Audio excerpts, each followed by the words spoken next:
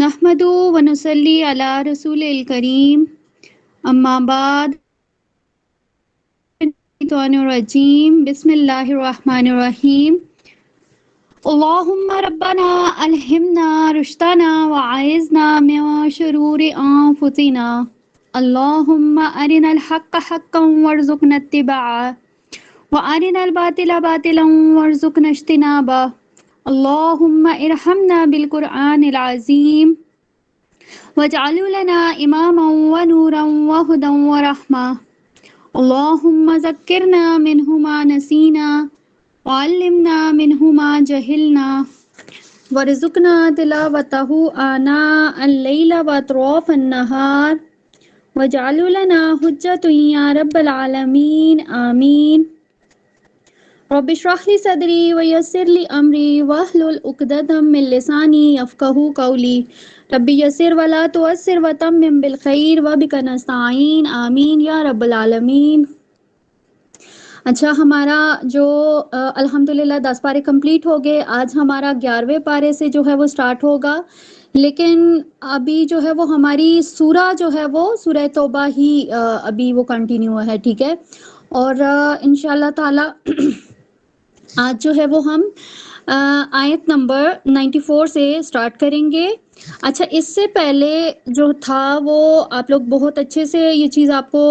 ہوگی ذہن نشین کے، اس سے پہلے جو تھا وہ سارا غزوہ تبوک والا جو معاملات تھے وہ سارے چل رہے تھے۔ اور پھر اسی طرح سے ہم نے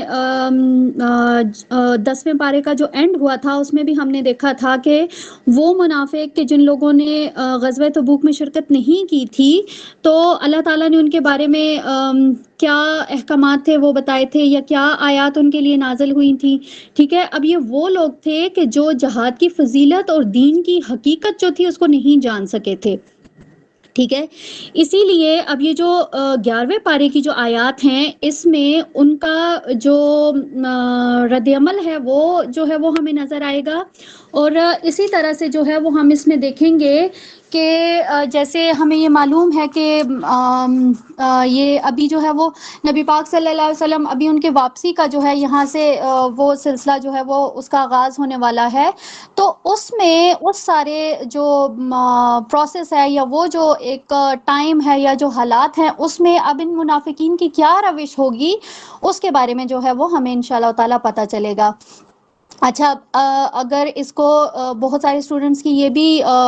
خواہش تھی کہ ہم جو ہے وہ ہم نے جو ریویژن میں پیٹرن اپنایا تھا اسی کو ہم کنٹینیو کریں، تو یہاں پہ میں آپ کو ایک چیز بتانا چاہوں گی کہ دیکھیں وہ تو ریویژن کا پیٹرن تھا، اس کو جو تھا وہ ہم نے ایگزام کے حوالے سے دیکھا تھا، ٹھیک ہے، پھر اس میں اس کی اپنی کچھ ریکوائرمنٹس تھیں، لیکن اب چونکہ ہم لوگ تفسیر کر رہے ہیں اور تفسیر کا مطلب ہوتا ہے کہ آپ کو ہر چیز کے بارے میں ویسے تو خیر الحمدللہ ہم اتنا بہت زیادہ ڈیٹیل تو کرواتے بھی نہیں ہیں، زیادہ تر جو ہے وہ ٹو دا پوائنٹ ہی بات ہوتی ہے، لیکن پھر بھی کچھ چیزیں ایسی ہوتی ہیں کہ جن کو ایکسپلین کرنا وہ ان کی ریکوائرمنٹ ہوتی ہے کہ ان کو ایکسپلین کیا جائے، اگر نہیں کریں گے تو پھر بہت ساری چیزیں جو ہوتی ہیں نا وہ ڈاؤٹڈ ہو جاتی ہیں، یا کچھ ایسی چیزیں ہوتی ہیں جو سمجھ میں نہیں آتی تو وہ پھر ایک خلاصہ ایک رہ جاتا ہے نا۔ تو اسی لیے یہاں پہ میں اس کو رکوع وائز بھی میں آپ کو بتاؤں گی، اس کے مین پوائنٹس بھی بتا دوں گی، ٹھیک ہے، پھر اس کے بعد جب ہم اس کو آیت وائز کریں گے تو پھر ہم اس میں اس کی ڈیٹیل دیکھیں گے، ٹھیک ہے۔ آج انشاءاللہ تعالی ہمارا رکوع نمبر 12 جو کہ پارا 10 میں ہی تو سٹارٹ ہو رہا تھا اور وہی کنٹینیو ہے، اور اسی کی آیت نمبر 94 سے ہم لوگ سٹارٹ کریں گے، ٹھیک ہے۔ اب اس رکوع میں کیا تھا کہ سیم اگر اس کے مین پوائنٹس کی اگر بات کریں گے تو وہی چیز ہے کہ جو پیچھے رہ گئے تھے لوگ ان کو ان کے ایٹیٹیوڈ کے بارے میں جو ہے وہ یہاں پہ بیان کیا جائے گا، اور اسی طرح سے ہم یہ یہاں پہ دیکھتے ہیں کہ وہ کس طرح سے وہ آئیں گے اور قسمیں کھائیں گے، جھوٹی قسمیں، اور اپنی صفائیاں پیش کریں گے، ٹھیک ہے۔ اور اسی کے ساتھ جو ہے وہ اس رکوع میں ہمیں یہ بھی ہم دیکھیں گے کہ نبی کریم صلی اللہ علیہ وسلم کو اللہ تعالیٰ نے کس طرح سے جو تھا وہ رستے میں ہی آیات نازل کر کے ان لوگوں کے جو بھی ایٹیٹیوڈ تھا اس کے بارے میں بتا دیا، اور پھر وہ کس طرح سے ریئیکٹ کریں گے، بیہیو کریں گے، ہر چیز کے بارے میں اللہ تعالیٰ نے رسول اللہ صلی اللہ علیہ وسلم کو بتا دیا۔ اسی طرح سے ہم اس رکوع میں دیکھیں گے کہ جو دیہاتی لوگ تھے ان کا کیا ایٹیٹیوڈ تھا، اور آپ کو پتہ ہے کہ مدینہ سے باہر کے جو لوگ تھے اب یا تو وہ اگر وہ دائرہ اسلام میں داخل ہو گئے تو مینز ان کو زکوٰۃ، ٹھیک ہے، زکوٰۃ کے نام پہ ان کو کچھ نہ کچھ دینا ہوتا تھا اپنے مال میں سے، اور اگر وہ دائرہ اسلام میں داخل نہیں ہوئے تو پھر ان سے جزیہ کی مد میں جو تھا وہ ان سے اس طرح سے لیا جاتا تھا، ان سے وصول کیا جاتا تھا محصولات۔ تو یہاں پہ ہم اس کے بارے میں پڑھیں گے کہ ان دیہاتی لوگوں کا وہ جو ٹیکس یا جو ان سے لیا جاتا تھا زکوٰۃ کی مد میں یا جزیہ کی مد میں، جو ان سے لیا جاتا تھا پیسوں کی صورت میں یا جو بھی، تو اس کو یہ کس طرح سے اس کے بارے میں ان کا کیا کانسیپٹ تھا اور کیا ان کی فیلنگز ہوتی تھی، انشاءاللہ تعالی ہم اس رکوع میں اس کے بارے میں پڑھیں گے۔ اچھا، یہ جو آیات ہیں، آیت نمبر 94 اینڈ آیت نمبر 96، اس سے پہلے میں تھوڑا سا آپ کو اس کا بیک گراؤنڈ بتا دوں تو انشاءاللہ ان دونوں آیات کو سمجھنا آپ کے لیے آسان ہو جائے گا، ٹھیک ہے۔ اب یہاں پہ ہم دیکھتے ہیں، جیسے میں نے آپ کو بتایا کہ یہ جو منافقین تھے، اب ان کی کیا تمنا تھی، ظاہر ہے اب یہ وہی لوگ تھے نا کہ جو پیچھے رہ گئے تھے، یہ جنگ کا ارادہ نہیں تھا ان کا۔ اب جب ان کو پتہ چل گیا کہ مسلمان جو ہے وہ وہاں سے فتح یاب ہو کے واپس آ رہے ہیں، اب وہ واپس آئیں گے اسپیشلی نبی کریم صلی اللہ علیہ وسلم، تو وہ ظاہرہ ان سے باز پوچھ تو کریں گے نا کہ آپ لوگ کیوں نہیں گئے۔ تو اب یہاں پہ کیا ہوا کہ ان لوگوں نے جو تھا وہ اپنے اس کے لیے بہانے تراشنا کہ ہم لوگ کس طرح سے یہ والی پلاننگز ان لوگوں نے اسٹارٹ کر لی، ٹھیک ہے۔ اور اسی طرح سے یہاں پہ جو تھا وہ ان کا یہ بھی تھا، یہ جو منافقین تھے ان کے دل میں یہ لوگ گئے اس لیے نہیں تھے کہ ان کے دل میں یہ تھا کہ ظاہر سلطنت روما کے ساتھ مقابلہ تھا، تو ان کو یہی تھا کہ یہ جو سلطنت روما ہے یہ جو مسلمان جا رہے ہیں ان کو مطلب ختم کر دیں گے، اور یہ جو اسلام ایک چیز جو ہے یہ ہمارے اوپر آ کے نافذ ہو گئی ہے، جس کی وجہ سے ہمیں جو ہے وہ نہ چاہتے ہوئے بھی بہت سے ایسے کام کرنے پڑتے ہیں کہ جس میں ہماری مرضی نہیں ہوتی ہے، ٹھیک ہے۔ تو ہمیں ان ساری چیزوں سے چھٹکارا مل جائے گا، مینس جو انہوں نے اسلام کا لبادہ اوڑھا ہوا ہے نا، تو ان کی کیا خواہش تھی کہ کاش کہ یہ جو ہے یہ سلطنت روما جو ہے وہ ان کو ختم کر دیں، اور یہ ہمارے اوپر سے یہ سارا جو ان کا ہے ایک یہ سب کچھ ختم ہو جائے، اور یہ ہم اسلام والا لبادہ جو اوڑھا ہوا اس کو اتار کے پھینک دیں۔ اب ان ساری چیزوں کے بارے میں اللہ تعالیٰ نے نبی کریم صلی اللہ علیہ وسلم کو بتا دیا تھا، اور ساتھ میں ان کو یہ بھی تنبیہ کی کہ یہ جیسے ہی آپ کے پاس آئیں گے اور آپ کو آ کے اپنی جھوٹی سچی کہانیاں بتائیں گے تو آپ نے ان کی باتوں کے اوپر جو ہے وہ اعتبار نہیں کرنا ہے، ٹھیک ہے، اور کسی بھی ان کی معذرت کو جو ہے وہ قبول نہیں کرنا ہے، اور یہ جتنی بھی ان کے بہانے ہیں یا عذر ہیں، یہ اگر آپ سنیں گے، آپ نے ان کے اوپر نہیں کرنا، لیکن پھر اگر کسی کی آپ کو اس کو ایکسیپٹ کر بھی لیتے ہیں تو پھر اس کے بعد آپ نے ان کے ساتھ یہی کوشش کرنی ہے کہ ان کی اصلاح ہو، ٹھیک ہے، اور یہ آئندہ کے لیے جو ہے جو انہوں نے ایٹیٹیوڈ اپنایا وہ نیکسٹ میں یہ نہ اپنائیں انشاءاللہ۔ دیکھتے ہیں آیت نمبر 94 ہے، اعوذ باللہ من الشیطان الرجیم، یعتذرون الیکم اذا رجعتم الیہم، کہ بہانے بنائیں گے وہ تمہارے پاس آ کر جب تم ان کے پاس لوٹ کر جاؤ گے، تو فرما دیں کہ بہانے مت کرو، تم پر ہرگز یہ یقین نہیں کریں گے، بے شک اللہ تعالیٰ ہمیں تمہارے متعلق بتا چکا ہے، اور عنقریب اللہ اور اس کا رسول تمہارا عمل دیکھیں گے، پھر تم ہر پوشیدہ اور ظاہر چیز کو جاننے والے یعنی کہ اللہ کی طرف لوٹائے جاؤ گے، اور وہ تمہیں خبر دے گا جو کچھ تم عمل کرتے رہے ہو۔ مینس وہی ساری باتیں بتا دی گئیں کہ اللہ تعالیٰ جو ہے وہ تو ظاہر ہے انسان کے ظاہر کو بھی جانتا ہے، اس کے پوشیدہ کو بھی جانتا ہے، تو جو ان کے دل میں تھا وہ سارا اللہ تعالیٰ نے نبی پاک صلی اللہ علیہ وسلم کو اس سے آگاہ کر دیا تھا۔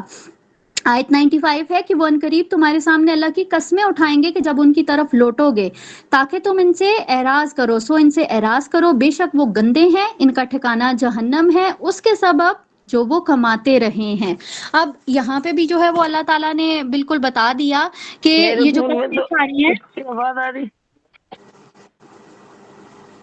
اب میری آواز نہیں آ رہی؟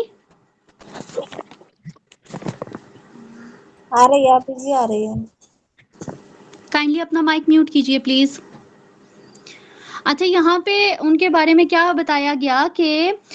یہ قسمیں کھائیں گے، وہ قسمیں جھوٹی ہیں، لیکن نبی کریم صلی اللہ علیہ وسلم کو کیا کہا گیا کہ آپ نے ان سے اعراض برتنا ہے، ٹھیک ہے، اور اس کے ساتھ کیا کہا گیا کہ یہ لوگ جو ہیں یہ گندے ہیں، یہ لوگ نجس ہیں، ناپاک ہیں، ٹھیک ہے، اور یہ جو کچھ انہوں نے کمایا ہے اس کے بدلے میں ان کا ٹھکانہ کہاں ہے؟ جہنم میں۔ آگے دیکھتے ہیں آیت نمبر 96 ہے، تمہارے لیے قسمیں اٹھائیں گے تاکہ تم ان سے راضی ہو جاؤ، اگر تم ان سے راضی ہو جاؤ تو یقیناً اللہ نافرمان لوگوں سے راضی نہیں ہوگا۔ اب یہاں پہ کیا کہا گیا ہے کہ یہ لوگ نبی کریم صلی اللہ علیہ وسلم کے پاس آ کے قسمیں کھاتے ہیں، سارا کچھ کرتے ہیں کہ یہ جو کچھ مطلب ہمارے یہ ریزنز تھے یا یہ وجہ تھی جس کی وجہ سے ہم لوگ نہیں جا سکے۔ اب ان کے دل میں کیا ہے یہ بات نبی کریم صلی اللہ علیہ وسلم نہیں جانتے ہیں، ٹھیک ہے، ان کی کیا ایکچوئل ریزنز تھی وہ نبی کریم صلی اللہ علیہ وسلم نہیں جانتے ہیں۔ تو اب جو انہوں نے آ کے ریزنز دیے ان کے پیش نظر نبی پاک صلی اللہ علیہ وسلم نے ان کو جو تھا وہ چھوٹ دے دی، ان کو چھوڑ دیا کہ چلیں ٹھیک ہے یہ ریزنز تھے تو اس کی وجہ سے ان کو معاف کر دیا، ٹھیک ہے۔ لیکن یہاں پہ کیا کہا جا رہا ہے کہ نبی کریم صلی اللہ علیہ وسلم کو سختی کے ساتھ کہا گیا کہ اگر تو جو ہے وہ آپ ان کی جھوٹی قسموں پر، ان کی یہ جو مصنوعی عاجزی ہے، اگر آپ اس کے اوپر آپ راضی ہو بھی جائیں تو اللہ ہرگز بھی اس کے اوپر راضی نہیں ہوگا، کیونکہ اللہ تعالیٰ ان کی حقیقت کو جانتا ہے کہ یہ لوگ نافرمان ہیں۔ اور اسی لیے اس آیت میں دو ٹوک انداز میں یہ سمجھایا گیا کہ اصل جو رضامندی ہے وہ صرف اور صرف اللہ تعالیٰ کی رضامندی ہے۔ اگر اللہ تعالیٰ نہیں ناراض تو پھر اگر نبی پاک صلی اللہ علیہ وسلم ان سے راضی ہو بھی جائیں تو یہ لازم نہیں ہے کہ اللہ تعالیٰ جو ہے وہ بھی ان سے راضی ہوگا، ٹھیک ہے۔ اب یہاں پہ اگر ہم دیکھیں تو ہمارے لیے یہ بہت ہی گہری آیت ہے، اس کو سمجھنا کہ ہم اگر اس کے اوپر غور و فکر کریں تو بہت بڑا لیسن ہے اس میں، کہ جو آج ہمارا یہ عقیدہ ہے کہ ہم جو اللہ تعالیٰ کے بتائے ہوئے احکامات ہیں ان کو چھوڑ کر، ان کو بھول کر، جیسے ہم یہ کہیں کہ نہیں ہم اپنے نبی کی محبت میں یہ سارے کام کرتے ہیں یا کچھ کرتے ہیں، ٹھیک ہے۔ جس طرح سے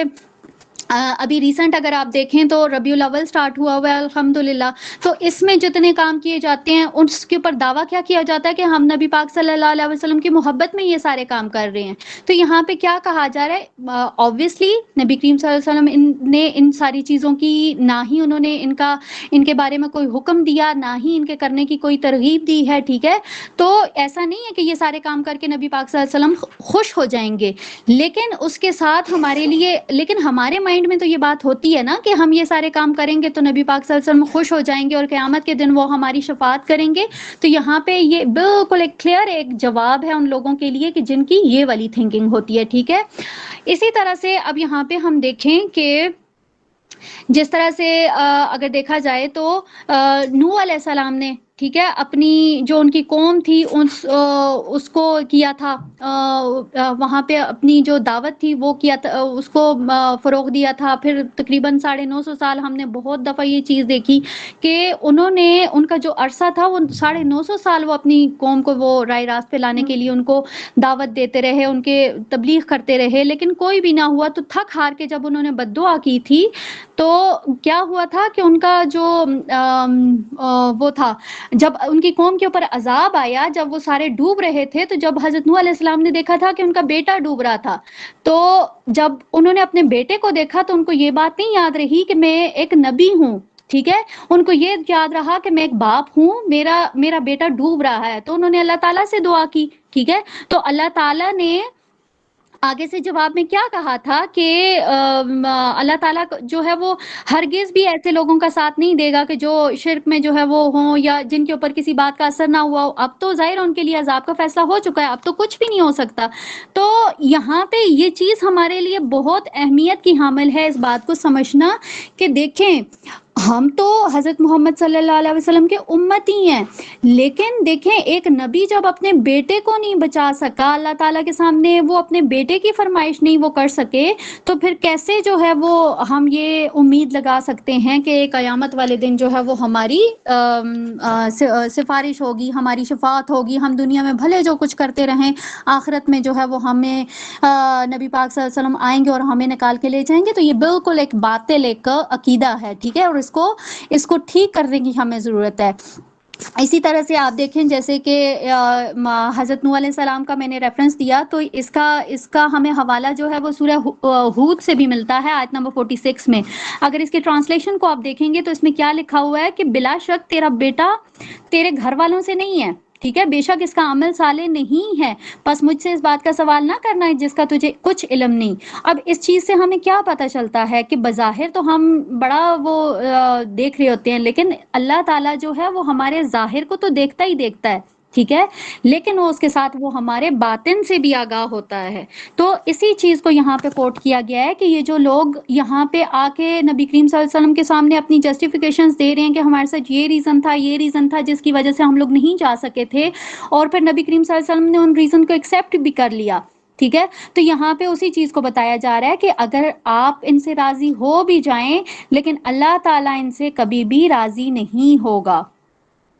آیت نمبر 97 ہے، دیہاتی لوگ کفر اور نفاق میں زیادہ سخت ہیں اور زیادہ امکان ہے کہ وہ احکام نہ جانیں، اور اللہ نے اپنے رسول پر نازل کیے ہیں، اور اللہ خوب جاننے والا اور حکمت والا ہے۔ اب یہاں پہ ہم یہ دیکھتے ہیں کہ یہ جو آیت ہے نا، آیت نمبر 97، اس کو نا آپ نے یاد رکھنا ہے، ٹھیک ہے، اسی کے اوپر آگے بھی بات ہوگی، ٹھیک ہے۔ اب یہاں پہ دیہاتی لوگوں کا ذکر ہو رہا ہے نا، تو اسی چیز کو جو ہے وہ آگے بھی بیان کیا جائے گا۔ اب یہاں پہ ان دیہاتی لوگوں کے لیے کیا ورڈ استعمال کیا گیا ہے، ٹھیک ہے، کہ الاعراب اشد کفرا و نفاقا، کہ یہ الاعراب سے کیا مطلب ہے، دیہاتی لوگ، بدو لوگ، ٹھیک ہے۔ اب اشدو یعنی کہ بہت یہ شدید ہیں، یہ سخت ہیں کفر اور نفاق میں، اور اسی کے ساتھ جو ہے وہ یہاں پہ کیا کہا جا رہا ہے، اب دیہات کی بات ہوئی تو دیہات کے اوپر اگر دیکھا جائے تو وہاں پہ ہم جیسے دیکھتے ہیں کہ تعلیم و تربیت کا بھی جو ہے وہ فقدان ہوتا ہے۔ اسی طرح سے اگر دیکھا جائے تو وہاں پہ اتنا جو اس وقت کے دور دراز دیہاتوں کی بات کی جا رہی ہے، جیسے مدینہ سے دور دراز دیہاتوں کی، تو وہاں پہ اتنا تہذیب وغیرہ کا بھی کوئی اتنا نہیں تھا، کوئی تعلیم و تربیت نہیں تھی، اور اسی کے ساتھ جو آب و ہوا تھی اس کی وجہ سے یہ جو لوگ تھے ان کی جو پرسنالٹی تھی اس میں نا بڑا ایک شدت والا ایک ایلیمنٹ پایا جاتا تھا، ٹھیک ہے، مطلب وہ بڑی سخت قسم کی ان کی طبیعت اور بڑا ہی اجڑ پن ان کے اندر پایا جاتا تھا۔ اب اگر اس ساری چیز کو دیکھا جائے تو یہ جو دیہات کے لوگ ہوتے ہیں، اگر یہ کسی چیز کو اگر اپنا لیں، چاہے وہ غلط ہے یا وہ صحیح ہے، لیکن اگر انہوں نے اس کو اپنا لیا، اس کو اپنا نظریہ بنا لیا، تو یہ اس کے اوپر اتنے اسٹرکٹ ہو جاتے ہیں کہ اس کے خلاف کوئی بات بھی یہ سننا گوارا نہیں کرتے ہیں، ٹھیک ہے۔ اسی طرح سے ہم یہ بھی دیکھتے ہیں کہ یہ جو دیہات کے لوگ ہوتے ہیں وہ خاندانی اگر تعصب کی بات کی جائے یا قومی تعصب کی بات کی جائے تو وہ شہروں کی نسبت ان میں بہت زیادہ ہوتا ہے، ٹھیک ہے۔ یہ اونچ نیچ یا اس طرح کے معاملات بھی یہاں دیہاتوں میں بہت زیادہ دیکھنے میں آتے ہیں، ٹھیک ہے۔ اسی چیز کو یہاں پہ پوائنٹ آؤٹ کیا گیا ہے کہ یہ جو لوگ تھے ان کے اندر کفر اور نفاق جو تھا وہ جو مدینہ کے اندر رہنے والے لوگ تھے ان سے زیادہ تھا، ٹھیک ہے۔ اور پھر کیا ہوا کہ یہ لوگ جتنے مدینہ سے دور تھے، جتنے یہ نبی کریم صلی اللہ علیہ وسلم سے دور تھے، اتنی ہی دوری ان کے اندر بھی جو ہے وہ اسلام سے بھی دوری ان کے اندر اتنی ہی پائی جاتی تھی، اللہ سے بھی دوری، نبی پاک صلی اللہ علیہ وسلم سے بھی دوری، مطلب ان کے اندر وہ اتنی ہی پائی جاتی تھی۔ اور پھر اسی طرح آگے دیکھیں آیت نمبر 98، اس میں کیا کہا گیا کہ ان بدوؤں میں ایسے لوگ بھی ہیں جو کہ کچھ انہیں اگر خرچ کرنا پڑتا ہے تو وہ اسے تاوان سمجھتے ہیں، اور وہ منتظر ہیں کہ تم لوگوں پر کسی گردش زمانہ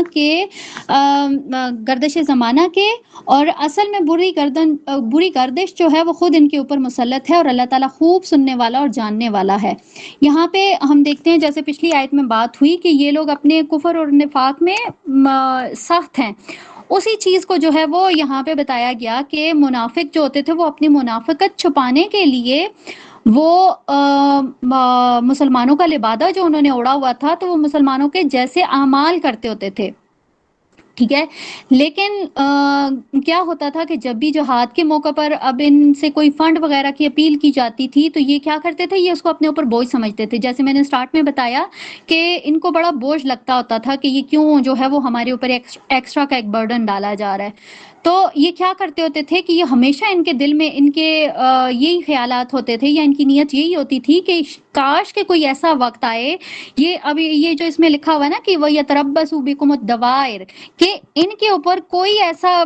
گردش زمانہ، یعنی کہ کوئی ایسا وقت آئے کہ جس میں یہ جو ابھی ان کا بہت پیک پہ ہیں، تو یہ مطلب جیسے وہ کہتے ہیں نا کہ تختہ الٹ جائے، تو وہ والی بات ہو جائے۔ تو یہاں پہ مطلب ہمیشہ ان کے دل میں یہی بات ہوتی تھی کہ کوئی ایسا وقت آئے، کوئی ایسی کوئی طاقت ہو کہ جو ان لوگوں کا جو تختہ ہے وہ الٹا دے اور ہمیں ان ساری چیزوں سے جو ہے وہ آزادی مل جائے۔ لیکن اب یہ جو غزوہ تبوک ہوا تھا سلطنت روما کے ساتھ، یہ ان کی ایک امید تھی کہ یہ جو سلطنت روما ظاہر اس وقت کی سپر پاور تھی، تو ان کے دل میں یہی تھا کہ یہ لوگ ان کو نیست و نابود کر دیں گے، ان کو ختم کر دیں گے، یہ سارا یہ جو اتنا یہ سارا کچھ ایک نئی چیزیں آ گئی ہیں، ایک نیا دین آ گیا ہے، تو یہ سب کچھ ختم ہو جائے گا اور ہم دوبارہ واپس اپنی اسی پرانی روٹین میں آ جائیں گے۔ لیکن کیا ہوا کہ سب کچھ ان کی جو امیدیں تھیں یا جو ان کی خواہش تھی اس کے برعکس ہوا۔ یہاں پہ ہم دیکھتے ہیں کہ ان کے لیے کیا ورڈ استعمال کیا گیا، علیہم دائرۃ سو، ٹھیک ہے۔ اب یہاں پہ اس کا کیا مطلب ہے کہ اس میں نا منافقین کو ایک وارننگ دی گئی ہے، ٹھیک ہے، اور وہ وارننگ ایسی ہے کہ جس طرح سے یہ کہتے ہیں نا کہ مسلمانوں کے اوپر کوئی ایسا گردش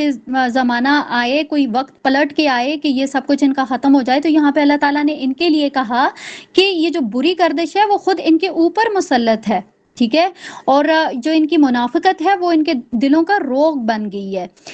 یہاں پہ آخر میں پھر یہاں پہ کیا ہوا، یا اللہ تعالیٰ نے کیا استعمال کیا ہے، دائرۃ السو، تو اس کا کیا مطلب ہے کہ اگر جیسے کوئی اچھی حالت ہوتی ہے نا جیسے کسی کی،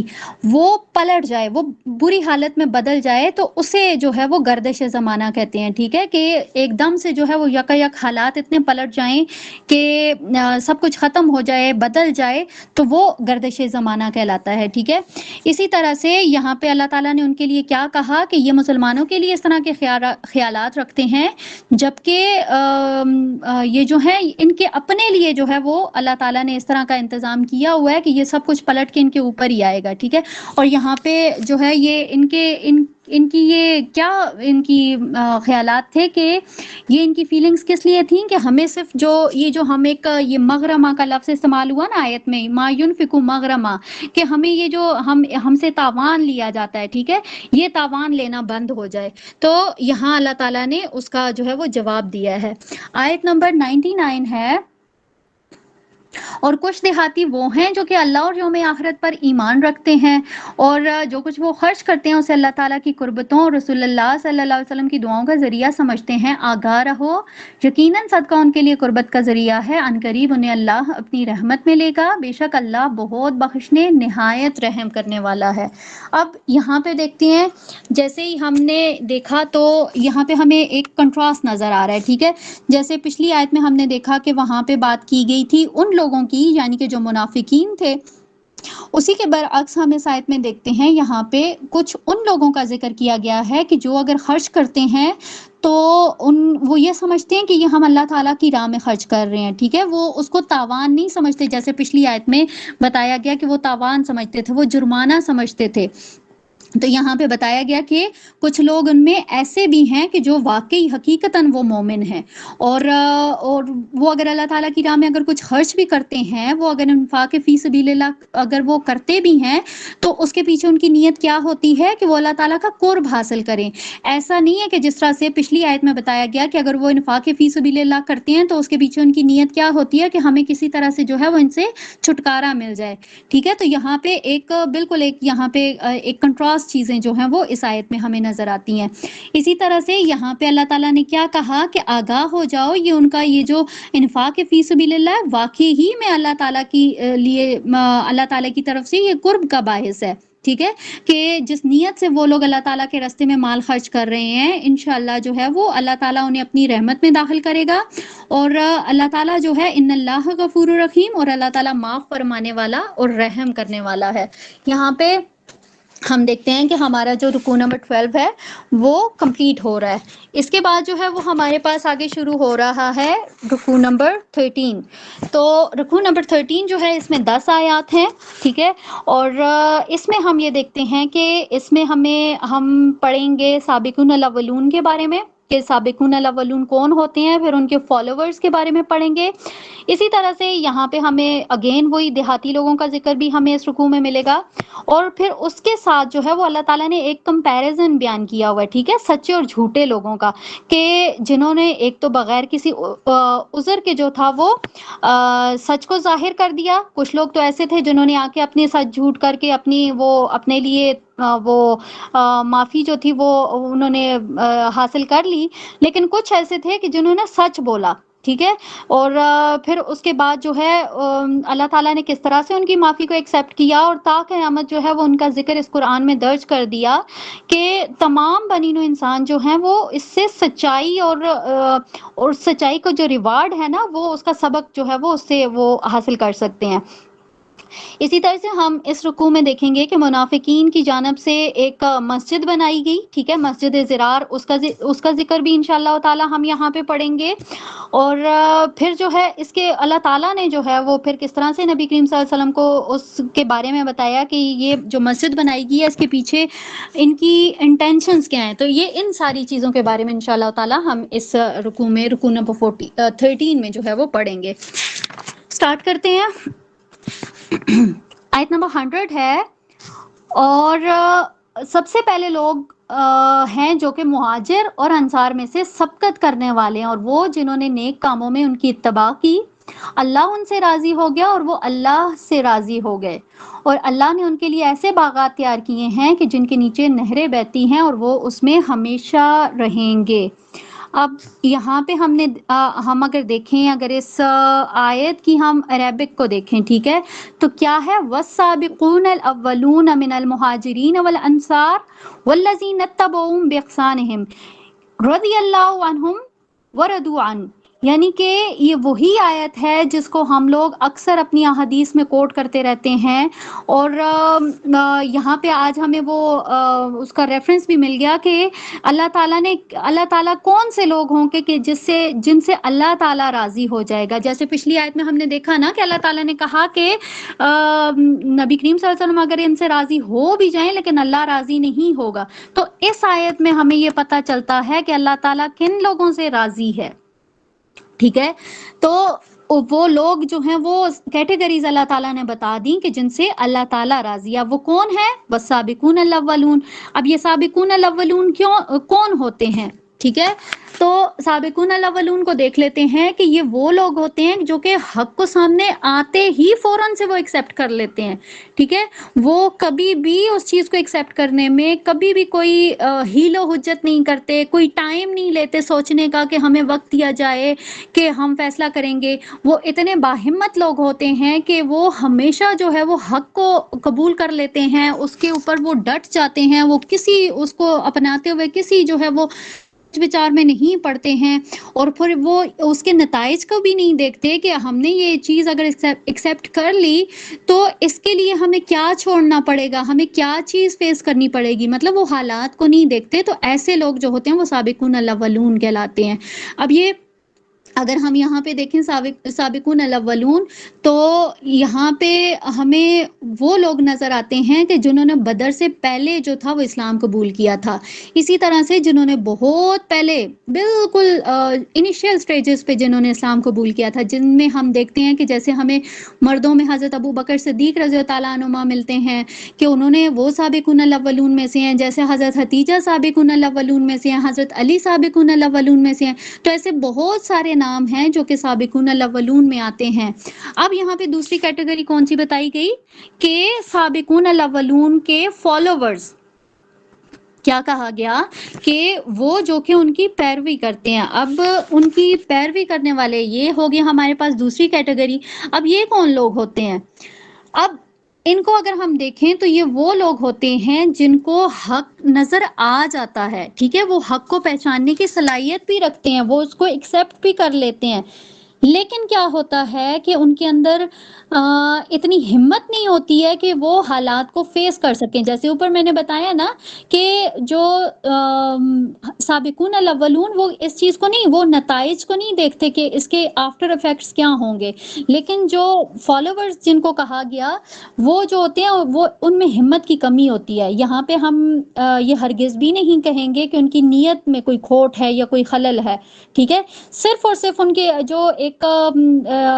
कहेंगे ना मैन पावर जो उसकी जो कमी है उसकी वजह से जो होता है कि वो थोड़ा सा लेट जो है वो चीज़ को एक्सेप्ट कर लेते हैं, ठीक है। और इसी तरह से हमने जो तीसरी कैटेगरी क्या पढ़ी, मुहाजिरीन और अंसार। अब ये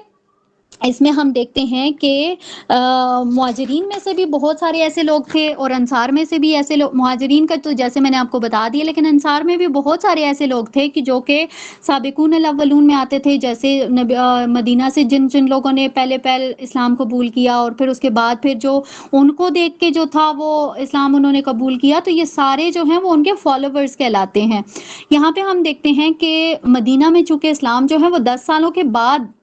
जो था वो आया था, और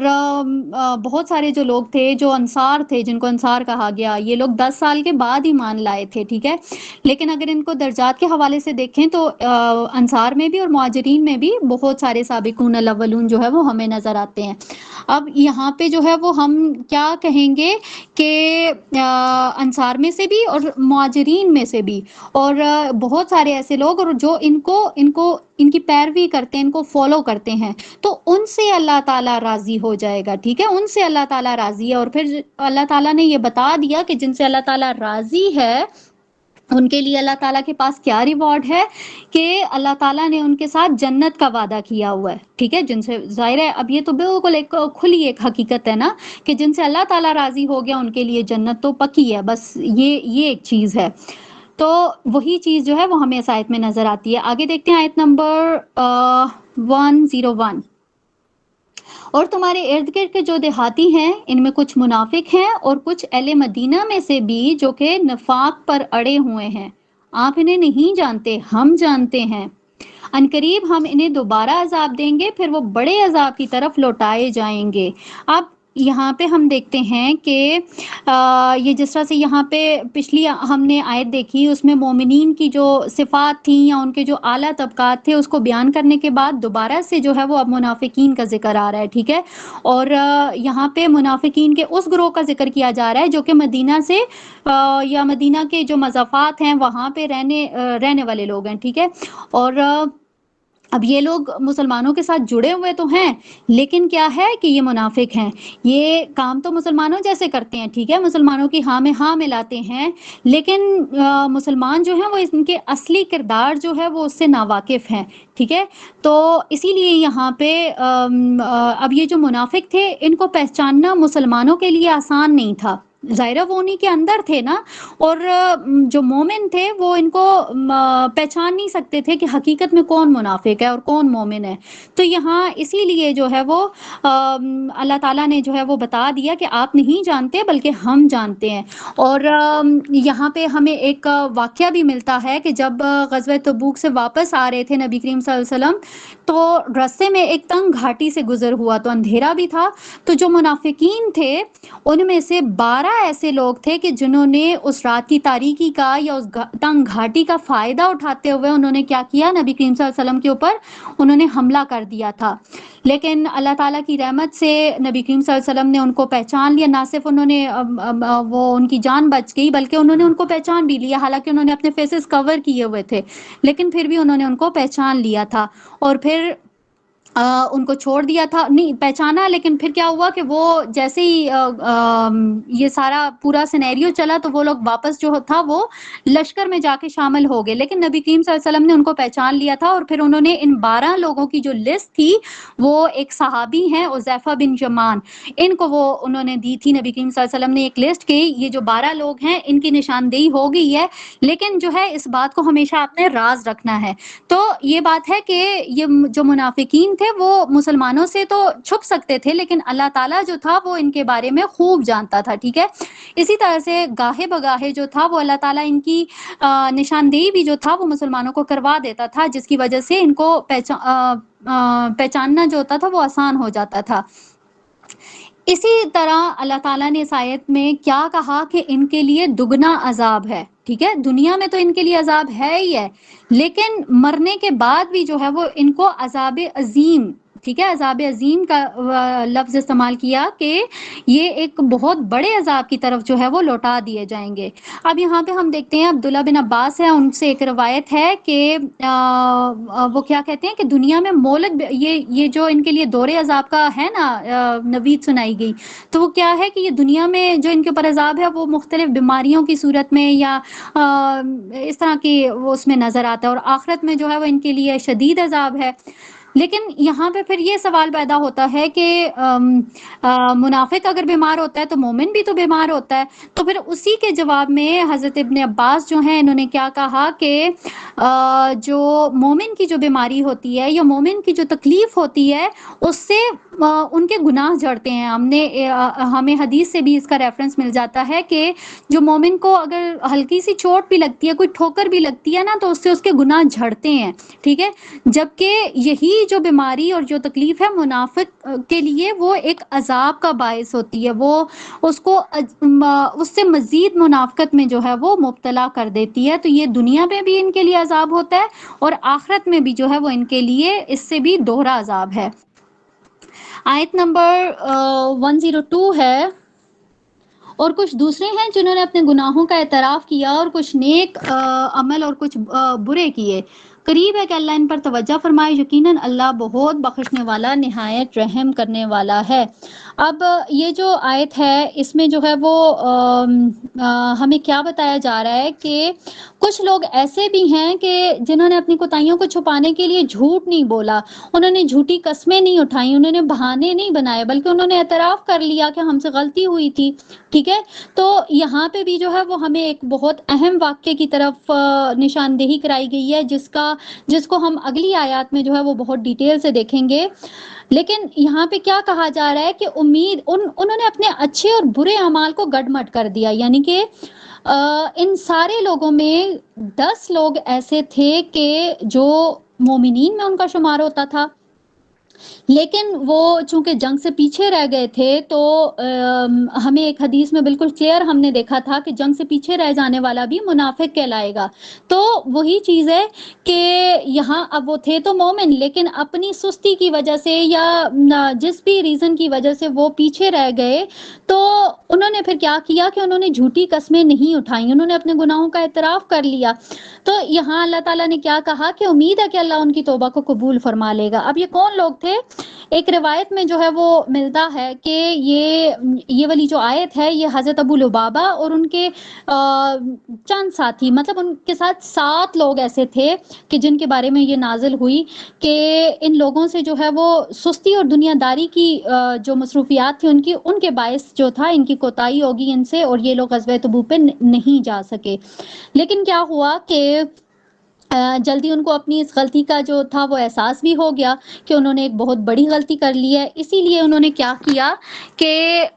جب ان کو یہ معلوم ہوا کہ نبی کریم صلی اللہ علیہ وسلم جو ہے وہ واپس مدینہ تشریف لا رہے ہیں، فتح یاب ہو گئے ہیں، واپس آ رہے ہیں، تو انہوں نے خود ہی اپنے لیے ایک سزا تجویز کی. ٹھیک ہے، انہوں نے کیا کیا کہ اپنے آپ کو مسجد نبوی کے جو پلرز تھے ان کے ساتھ باندھ لیا اور یہ کہا کہ ہم لوگ اس وقت تک خود کو نہیں کھولیں گے یا کوئی اور ہمیں نہیں کھولے گا کہ یہ جب تک نبی کریم صلی اللہ علیہ وسلم واپس نہ آ جائیں اور وہ خود آ کے جو ہے وہ ان کو کھولیں گے تو یہ کھولیں گے، ادروائز یہ اسی حالت میں جو ہے اگر یہ مر بھی جائیں تو ان کو قبول ہے. تو یہ والا جو سارا چیز تھی، اس کو کیا اس سے ہم کیا ایک سبق لیتے ہیں کہ اگر کسی سے کوئی غلطی ہو جاتی ہے یا کوئی کوتاہی سرزد ہو جاتی ہے تو جیسے ہی ایک آپ کو اس چیز کا ادارک ہو جاتا ہے، آپ کو یہ احساس ہو جاتا ہے، تو سب سے پہلا کام کیا ہوتا ہے کہ آپ جو ہیں وہ اللہ تعالیٰ سے توبہ کر لیں. ٹھیک ہے، اب آپ توبہ کریں گے، اللہ تعالیٰ سے معافی مانگیں گے، اور پھر جب یہ عہد کریں گے کہ آپ اس چیز کو ریپیٹ نہیں کریں گے، تو ممکن ہے کہ اللہ تعالیٰ جو ہے وہ ایسی توبہ کو قبول کر لیتا ہے۔ تو یہاں پہ بھی ہمیں ایسی ہی ایک توبہ کا ذکر جو ہے وہ ملتا ہے کہ ان لوگوں نے پھر واقعی ایسی توبہ کی تھی کہ اللہ تعالیٰ نے ان کی توبہ کو قبول کر لیا، اور اس طرح سے قبول کر لیا کہ ان کا بھی ذکر جو ہے وہ ہمیں قرآن پاک کے اندر نظر آ رہا ہے کہ ہم اس کو آج اتنے سالوں کے بعد بھی جو ہے وہ ہم اس کو آج پڑھ رہے ہیں اور اس سے سبق حاصل کر رہے ہیں۔ آیت نمبر 103 ہے، ان کے مالوں سے صدقہ وصول کیجئے کہ اس کے ساتھ انہیں پاک صاف کیجئے اور ان کے لیے دعا کیجئے، بے شک آپ کی دعا ان کے لیے باعث سکون ہے اور اللہ خوب سننے اور خوب جاننے والا ہے۔ یہاں پہ ہم دیکھتے ہیں کہ جب ان لوگوں کی یہ جو 7 لوگ تھے جب ان 7 لوگوں کی توبہ قبول ہو گئی تھی، تو انہوں نے اپنی توبہ کے شکرانے کے طور پر انہوں نے کیا کیا تھا کہ انہوں نے اللہ تعالیٰ کی راہ میں اپنا مال پیش کیا تھا، ٹھیک ہے۔ تو یہاں اللہ تعالیٰ نے کیا کہا کہ انہوں نے جو بھی مال پیش کیا ہے، جو صدقات پیش کیے ہیں، نبی کریم صلی اللہ علیہ وسلم کو یہ کہا جا رہا ہے کہ آپ ان کو ایکسیپٹ کر لیں، ٹھیک ہے، اور یہ جو صدقات ان سے لیے جا رہے ہیں، ان سے ان کا جو مال ہے وہ پاک ہو جائے گا، اور ساتھ میں جو ہے وہ ان کا تزکیہ بھی جو ہے وہ آپ ان کا تزکیہ بھی کریں۔ تو یہاں پہ بھی یہ چیز بھی ایک یہاں سے ہمیں ایک سبق یہ بھی ملتا ہے کہ جب تک جو ہے وہ اللہ تعالیٰ صدقات کو قبول نہیں کرتے ہیں، تو یہ بھی ایک چیز جو ہے وہ ہمارے اس میں آتی ہے نا کہ ہم اپنی طرف سے بہت وہ کر کے دے رہے ہوں کہ جی ہم دل میں یہ نیت ہو کہ ہم بڑا کچھ کر رہے ہیں دنیا کو دکھانے کے لیے، اور یہ سارا کچھ ہم اس طرح سے کر کے اگر دیں، تو یہاں پہ ہمیں اس سے یہ بھی ملتا ہے سبق کہ اللہ تعالیٰ قبول کرے گا صدقات تو وہ آپ کی وہ چیزیں ساری قبول ہوں گی، ادروائز جیسے ہم نے نظر کے حوالے سے ایک وہ پڑھا تھا نا کہ اس سے صرف اور صرف بخیل کا مال نکلتا ہے، تو یہ بھی اگر اللہ تعالیٰ ان کو ایکسیپٹ نہ کریں تو یہ بھی پھر اسی طرح سے جاتا ہے کہ بس صرف ایک بخیل کا مال ہی نکلنے والی بات ہوتی ہے۔ یہاں پہ اللہ تعالیٰ نے نبی کریم صلی اللہ علیہ وسلم کو ساتھ میں کیا ایک انسٹرکشن دی ہے کہ آپ ان کے لیے دعا بھی کیجئے، آپ کی دعا، آپ کا ان کے حق میں دعا کرنا ان کے لیے باعث سکون ہوگا، یعنی کہ جب نبی کریم صلی اللہ علیہ وسلم ان کے حق میں دعا بھی کریں گے تو پھر ان لوگوں کو یہ یقین ہو جائے گا کہ ہماری توبہ جو ہے وہ ایکسیپٹ ہو گئی ہے، اور ہم نے جو صدقات وغیرہ دیے ہیں، ہم نے جو مال دیا ہے وہ بھی ایکسیپٹ ہو چکا ہے۔ آیت نمبر 104 ہے، کیا وہ نہیں جانتے کہ اللہ اپنے بندوں کی توبہ قبول فرماتا ہے اور ان کے صدقات کو قبولیت عطا فرماتا ہے، اور یہ کہ وہ بہت ہی توبہ قبول کرنے والا اور رحم فرمانے والا ہے۔ اسی طرح سے آیت نمبر 105 ہے کہ آپ صلی اللہ علیہ وسلم ان سے کہہ دیجئے کہ تم عمل کرو، اب اللہ اور اس کا رسول صلی اللہ علیہ وسلم اور اہل ایمان تمہارے عمل کو دیکھیں گے، اور ان قریب تمہیں لوٹا دیا جائے گا اس کی طرف جو کہ ہر غائب اور حاضر کا جاننے والا ہے، پھر وہ تمہیں بتا دے گا جو کچھ تم کیا کرتے تھے۔ اب یہاں پہ سیم انہی لوگوں کے بارے میں بات ہو رہی ہے کہ جن کی توبہ قبول کی گئی تھی۔ اب پچھلی آیت میں کیا کہا گیا، اس سے پچھلی آیت میں ہم نے دیکھا ان کی توبہ قبول ہوئی، پھر سیکنڈ جو آیت تھی اس میں ہم نے دیکھا کہ ان کے مال جو تھے، ان کے صدقات وہ ایکسیپٹ ہوئے، ٹھیک ہے۔ اب اسی کے ساتھ یہاں پہ اللہ تعالیٰ کیا کہہ رہے ہیں کہ ٹھیک ہے تم نے ایک گناہ کیا، تم نے توبہ کی، تمہیں معاف کر دیا گیا، لیکن اب اس کے بعد جو ہے وہ تم یہ سمجھو کہ تم انڈر آبزرویشن ہو، ٹھیک ہے۔ اب تمہیں جو ہے وہ نوٹ کیا جا رہا ہے کہ اب جو ہے وہ اس کے بعد تمہارے کیا اعمال ہوں گے، کہ تم کیا کرو گے۔ تو یہاں کلیئرلی اللہ تعالیٰ نے بتا دیا کہ اللہ اور اس کا رسول اور اہل ایمان تمہیں دیکھیں گے، تمہیں نوٹ کریں گے کہ اب تم اس کے بعد بھی جو ہے وہ اسی طرح کے حرکتیں کرو گے جو پہلے تم لوگوں نے کیا، یا تو تم جو ہے وہ ٹھیک، یا پھر جو ہے وہ تم واقعی جو ہے وہ رائے راست پہ آ چکے ہو۔ تو یہاں اس آیت سے ہمیں یہ بھی پتہ چلتا ہے۔ اور پھر آخر میں اللہ تعالیٰ نے کیا کہا کہ عنقریب وہ تمہیں واپس لوٹا دے گا جو کہ ہر غائب اور حاضر کا جاننے والا ہے، یعنی کہ جو کچھ تم نے کہا یا جو کچھ تم کرو گے اللہ تعالیٰ ان ساری چیزوں سے واقف ہے، چاہے وہ سامنے ہیں چاہے وہ پوشیدہ ہیں، اور پھر جب وہ تمہیں واپس جمع کرے گا تو وہ پھر تمہیں وہ تمام چیزیں جو ہے، تمام اعمال جو ہے وہ سامنے کر کے بتا دے گا جو کہ تم کرتے رہے ہو۔ آیت نمبر 106 ہے، اور کچھ دوسرے لوگ ہیں جن کے معاملے کو اللہ کے فیصلے تک مؤخر کر دیا گیا، چاہے انہیں عذاب دے یا چاہے ان کی توبہ قبول فرما لے، اور اللہ سب کچھ سننے والا اور سب کچھ جاننے والا اور حکمت والا ہے۔ یہاں پہ ہم دیکھتے ہیں کہ یہ جو آیت نمبر 106 ہے، اس میں نا ایک مبہم سی بات کی گئی ہے کہ جس طرح سے میں نے شروع میں کہا نا کہ 10 ایسے لوگ تھے، اب ان 10 لوگوں میں سے 7 لوگوں کا تو فیصلہ ہو گیا تھا کہ ان کی توبہ قبول ہو گئی تھی، ان کے صدقات ایکسیپٹ کر لیے گئے تھے، لیکن ان میں سے کچھ ایسے بھی تھے، مطلب 3 لوگ ایسے رہ گئے تھے کہ جن کا فیصلہ اس کو مؤخر کر دیا گیا تھا، اس کو الٹیمیٹلی وہ فیصلہ اس کا سنایا نہیں گیا تھا، ٹھیک ہے۔ اب یہ ایک طرح سے آپ یہ سمجھ لیں کہ ان کو وہ فضا میں معلق چھوڑ دیا کہ ان کے بارے میں ابھی کچھ بھی ڈیسائیڈڈ نہیں ہے کہ یہ آیا ان کی توبہ جو ہے وہ ایکسیپٹ کی جائے گی ان کو یا نہیں کی جائے گی۔ تو یہ سارا کچھ جو ہے وہ اللہ تعالیٰ نے آخر میں کیا کہا کہ اللہ تعالیٰ علیم حکیم، یعنی کہ وہ جاننے والا بھی اور حکمت والا بھی ہے۔ اب اس میں کیا حکمت تھی، تو یہ بھی اللہ تعالیٰ نے جو ہے وہ ہمیں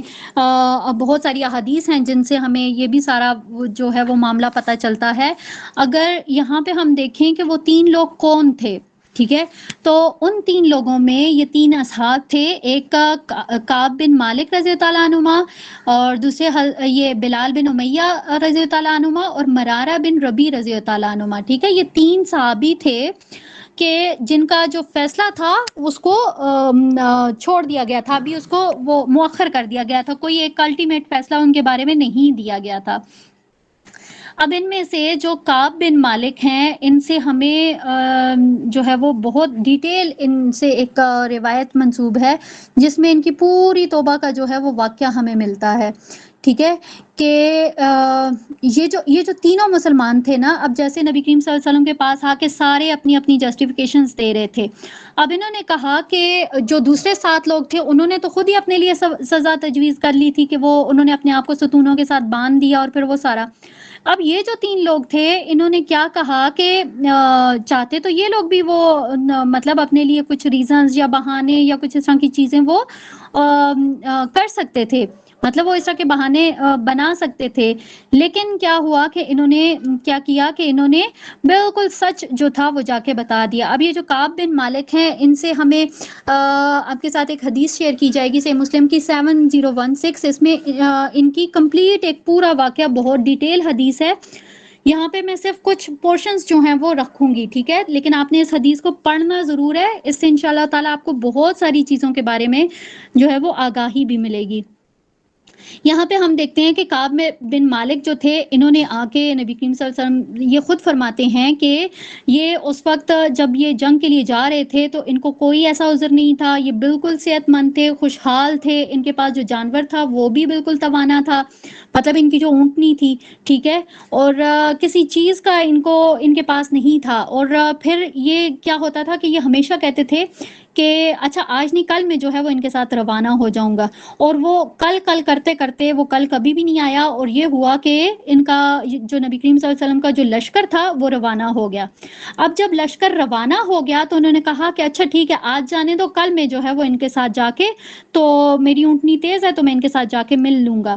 لیکن یہ اس طرح سے بھی کرتے کرتے دن گزر گئے، اور پھر جب انہیں احساس ہوا کہ اب تو واقعی بہت لیٹ ہو چکا ہے، تو پھر جب انہوں نے ارادہ بھی کیا تو ان کو یہ فیل ہوا کہ اب تو میں اگر کتنی ہی کوشش کر لوں، کتنا ہی زور لگا لوں، میں اس قافلے کو جا کر نہیں مل سکتا۔ تو پھر کیا ہوا کہ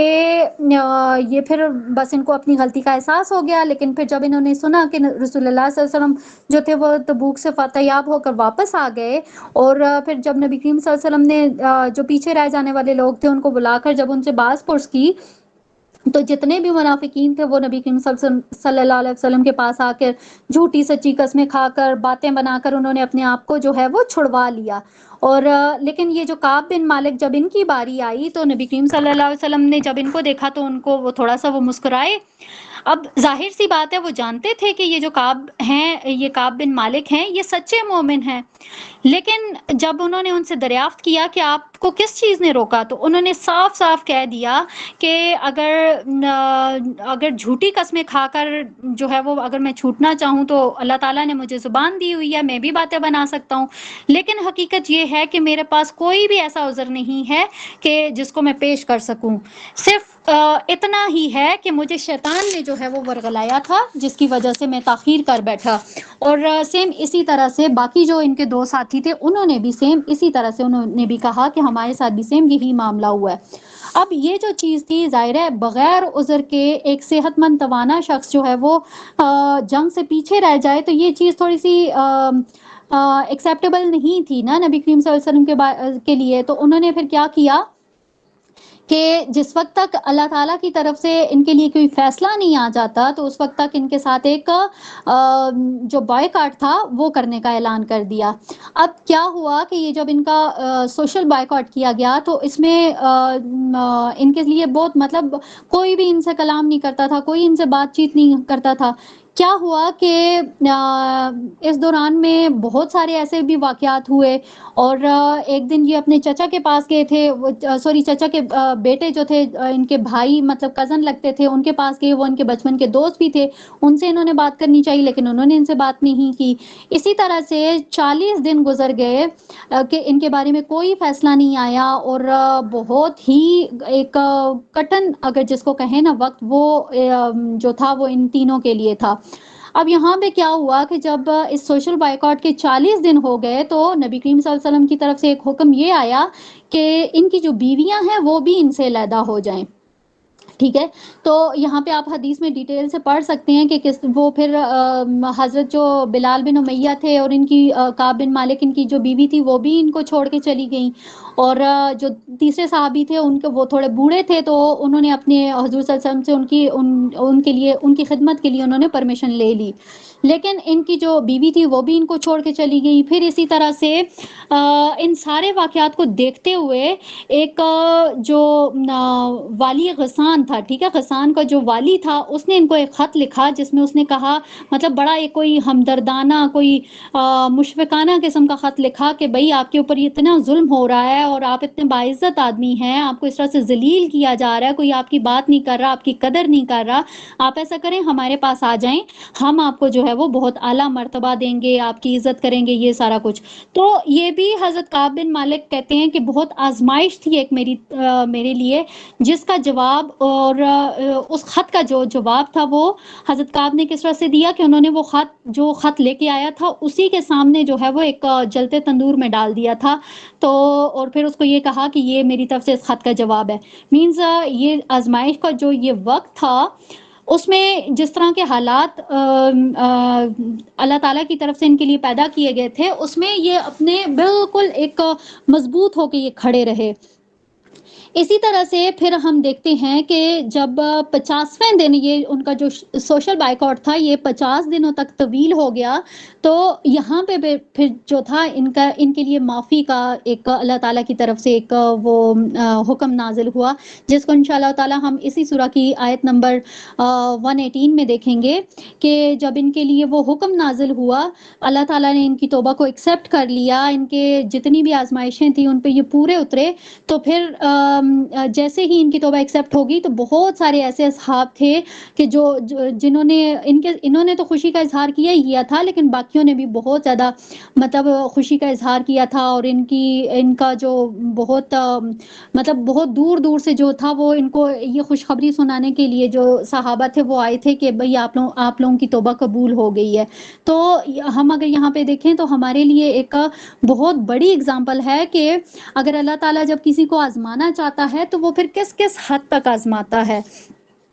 اسی طرح سے ہم آگے دیکھتے ہیں آیت نمبر 107 ہے، اس میں کیا کہا جا رہا ہے کہ اور وہ لوگ جنہوں نے مسجد بنائی تکلیف دینے اور کفر پھیلانے اور ایمان والوں کے درمیان تفرقہ ڈالنے کے لیے اور گھات لگانے کے لیے کہ جنہوں نے اس سے پہلے اللہ اور اس کے رسول سے لڑائی کی، اور یقیناً وہ ضرور قسمیں اٹھائیں گے کہ ہم نے بھلائی کے سوا کچھ ارادہ نہیں کیا، اور اللہ گواہی دیتا ہے کہ بے شک وہ جھوٹے ہیں۔ اب یہاں پہ جیسے شروع میں نے بتایا تھا کہ منافقین کی طرف سے ایک مسجد بنائی گئی تھی۔ اب یہ جو مسجد بنائی گئی تھی اس کے پیچھے ایک بہت پوری ایک پلاننگ تھی کہ ظاہر ہے یہ لوگ کھل کے تو اس طرح کی حرکتیں نہیں کر سکتے تھے، پھر کسی ایک جگہ پہ یہ اکٹھے بھی نہیں ہو سکتے تھے. تو کیا ہوا کہ ایک یہ جو مسجد تھی اس کے بنانے میں نا ایک شخص تھا ابو عامر، ٹھیک ہے، یہ اس کا سارا ہاتھ تھا. اب یہ ابو عامر کون تھا؟ یہ قبیلہ خزرج سے اس کا تعلق تھا، ٹھیک ہے. اور زمانہ جاہلیت میں یہ کیا ہوا کہ اس نے یہ عیسائیت قبول کر کے یہ راہب بن گیا تھا، اور عرب میں جو ہے یہ اہل کتاب کے ایک بہت بڑے عالم کے طور پر یہ جانا جاتا تھا، ٹھیک ہے. اسی طرح سے ہم نے دیکھا کہ ایک بہت بڑے عالم کا ذکر ہم نے اس سے پہلے بھی ایک جگہ پہ دیکھا، عیسائیت کا، ورقہ بن نوفل، ٹھیک ہے. لیکن ورقہ بن نوفل اور اس ابو عامر اس میں بہت مطلب زمین آسمان کا ڈفرنس تھا، ٹھیک ہے. اس کا جو رویہ تھا وہ بالکل برعکس تھا. اب جیسے ورقہ بن نوفل تھے، جب انہوں نے نبی کریم صلی اللہ علیہ وسلم کے بارے میں جب انہوں نے سنا تھا، جب انہوں نے ساری باتیں دیکھی تھی، تو انہوں نے، آپ کو یاد ہے کہ انہوں نے کیا کہا تھا کہ کاش اللہ تعالیٰ مجھے اتنا ٹائم دے کہ میں جو ہے وہ آپ کا ساتھ دے سکوں، اور جب آپ کی قوم، میں آپ کی حفاظت کر سکوں، جب آپ کی قوم آپ کو نکالے تو میں آپ کی مدد کر سکوں. لیکن یہ جو تھا، جب اس کو نبی کریم صلی اللہ علیہ وسلم کے بارے میں معلوم ہوا تو یہ کیا ہوا، یہ ان کا دشمن بن گیا، ٹھیک ہے. اب یہ کیا کرتا ہوتا تھا کہ یہ ظاہر ہے جب یہ بدر میں اہل مکہ کو شکست ہو گئی تھی تو یہ مکہ میں جا کر آباد ہو گیا تھا. اب یہاں پہ کیا ہوا کہ مکہ میں بھی یہ مسلمانوں کے خلاف سازشیں کرتا رہتا. اسی طرح سے احد میں بھی اس نے جو تھی وہ مختلف سازشیں کی. پھر غزوہ حنین کے بعد پھر کیا ہوا کہ جب اس کو یہ فیل ہوا کہ اب یہاں پہ میری جگہ نہیں ہے، تو پھر اس نے عرب کو چھوڑ کر یہ شام جو تھا وہ منتقل ہو گیا. لیکن شام میں بھی جانے کے بعد ایسا نہیں تھا کہ یہ اپنی حرکتوں سے باز آیا ہو. اس نے وہاں پہ بھی جا کے مدینہ کے جو منافقین تھے ان کے ساتھ اس نے ریلیشنز بنائے، ٹھیک ہے، ان کے ساتھ اس نے روابط قائم کیے. اور پھر اسی کے مشورے کے اوپر یہاں پہ منافقین نے کیا کیا، مسجد زرار کے نام سے انہوں نے ایک مسجد بنائی، ٹھیک ہے. اور اس مسجد کی حقیقت کیا تھی کہ یہ زرار، یعنی کہ اب یہ جو زرار کا لفظ ہے یہ کس سے، ضرر سے نکلا ہے. ضرر کا کیا مطلب ہوتا ہے؟ نقصان پہنچانا، تکلیف پہنچانا. تو اسی لیے اس کا نام بھی جو تھا وہ مسجد زرار، یعنی کہ یہ مسلمانوں کو تکلیف پہنچانے کے لیے اور ایک فتنے کا ایک مرکز تھی یہ. اسی طرح سے اب یہاں پہ کیا کہا گیا کہ انقریب وہ قسمیں کھا کھا کر کہیں گے کہ ہمارا تو نیکی کا ارادہ تھا، یعنی کہ یہ جو ہم نے مسجد بنائی ہے یہ نیکی کے لیے بنائی ہے. اچھا ایک سیکنڈ مجھے 2 منٹ دیجیے، ٹھیک ہے.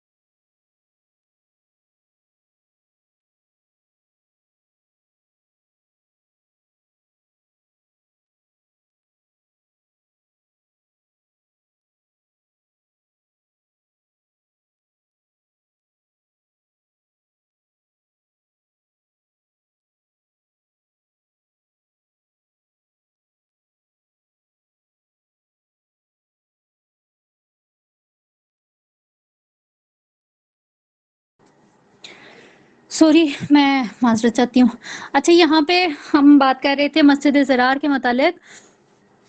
تو یہاں پہ کیا ہوا کہ اللہ تعالیٰ نے کیا کہا کہ عنقریب یہ لوگ آ کے قسمیں کھائیں گے کہ ہمارا یہ جو ارادہ تھا وہ نیکی کا تھا، ہم نے جو مسجد یہ جو بنائی گئی ہے یہ نیکی کی غرض سے بنائی گئی ہے. اب اس کے لیے انہوں نے ریزن کیا دیا کہ یہ جو مسجد ہے یہ ان لوگوں نے اس لیے بنائی ہے کہ یہ جو دوسری مسجد ہے وہ ان کو دور پڑتی ہے. اب یہ ان کے اپنے محلے میں ہے مسجد، تو یہ آسانی سے وہاں پہ نماز وغیرہ ادا کر سکتے ہیں. اب یہاں پہ اللہ تعالیٰ نے کیا کہا کہ جب یہ مسجد بن گئی تو یہ نبی کریم صلی اللہ علیہ وسلم کے پاس آئے کہ آپ ہماری مسجد میں آ کے نماز پڑھیں تاکہ یہ جو ہے یہ آپ کا نماز پڑھنا جو ہے وہ ہمارے لیے باعث برکت ہوگا. لیکن اللہ تعالیٰ نے کیا کیا, اللہ تعالیٰ نے آیت نمبر 108 میں نبی کریم صلی اللہ علیہ وسلم کو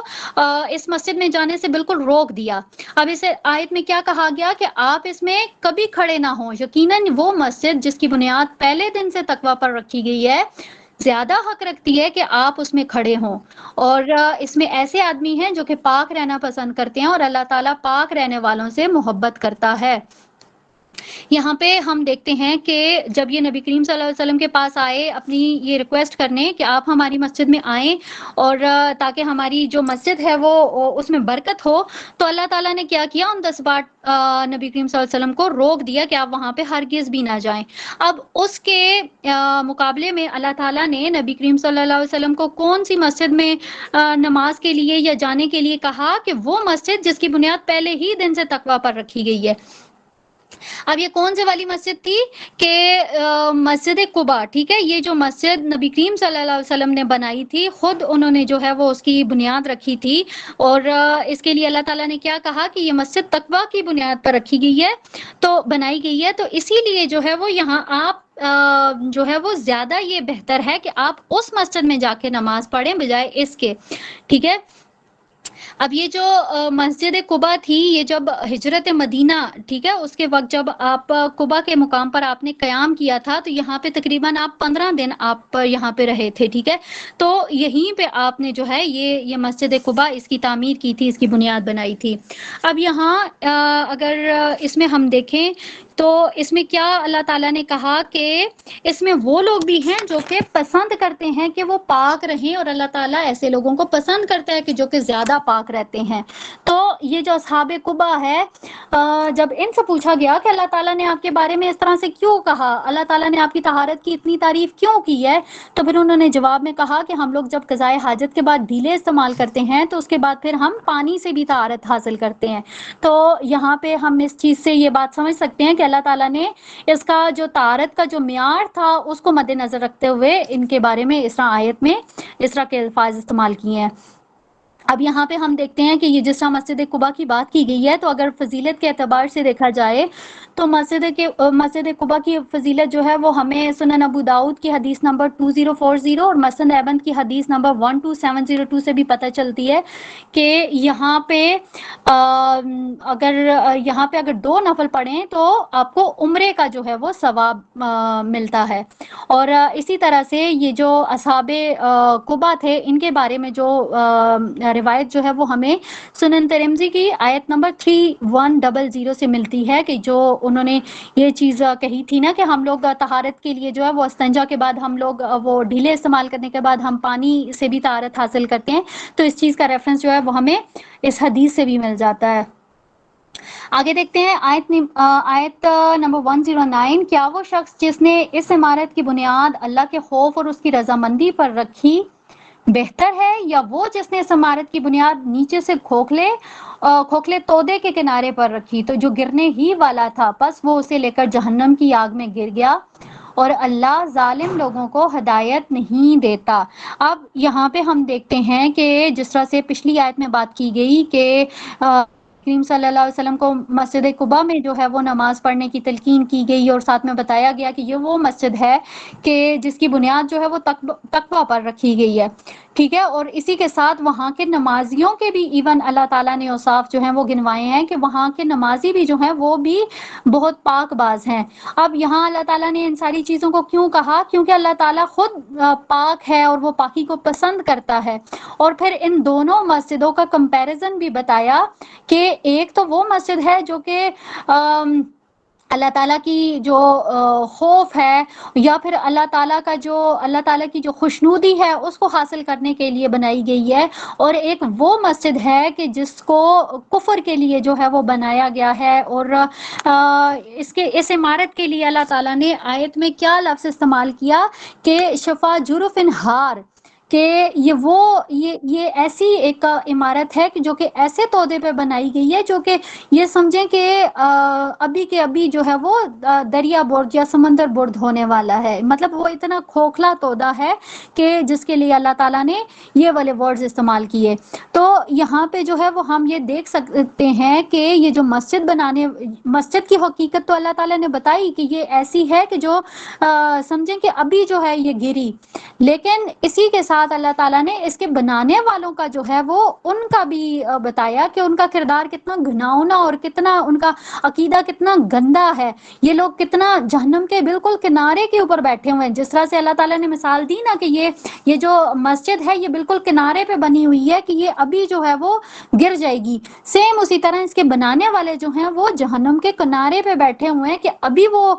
مرے اور ادھر وہ جہنم میں وہ دھڑام کر کے گر گئے. تو یہاں پہ اللہ تعالیٰ نے ایک دونوں مساجد کا جو ہے وہ کمپیریزن بیان کیا ہے. یہاں پہ آگے دیکھتے ہیں ہم آیت نمبر 110 میں، یہ عمارت جو انہوں نے بنائی ہے ان کے دلوں میں شکوک و شبہات پیدا کیے رکھے گی، الا یہ کہ ان کے دلوں کے ٹکڑے کر دیے جائیں، اور اللہ سب کچھ جاننے والا اور حکمت والا ہے. یہاں پہ ہم یہ دیکھتے ہیں کہ ان لوگوں کی جو منافقت تھی اس کو بتایا گیا ہے کہ وہ کتنا وہ گہرا اثر پکڑ چکی ہے، وہ جڑ پکڑ چکی ہے کہ اب کتنی بھی کوشش کی جائے وہ ختم نہیں ہوگی. اسی طرح سے آگے ہم دیکھتے ہیں یہاں پہ ہمارے پاس جو ہے وہ رکوع اینڈ ہو جاتا ہے. ٹھیک ہے، یہاں پہ جو اگلا رکوع ہمارے پاس شروع ہو رہا ہے اس میں ہم یہ دیکھتے ہیں کہ اس کے جو مین پوائنٹس ہیں، ٹھیک ہے، اس میں سب سے پہلے جو ہے وہ ہمیں کیا ملتا ہے کہ مومن اور اللہ کے بیچ میں جو عہد ہے، ٹھیک ہے، اس کی شروع کی جو آیات ہیں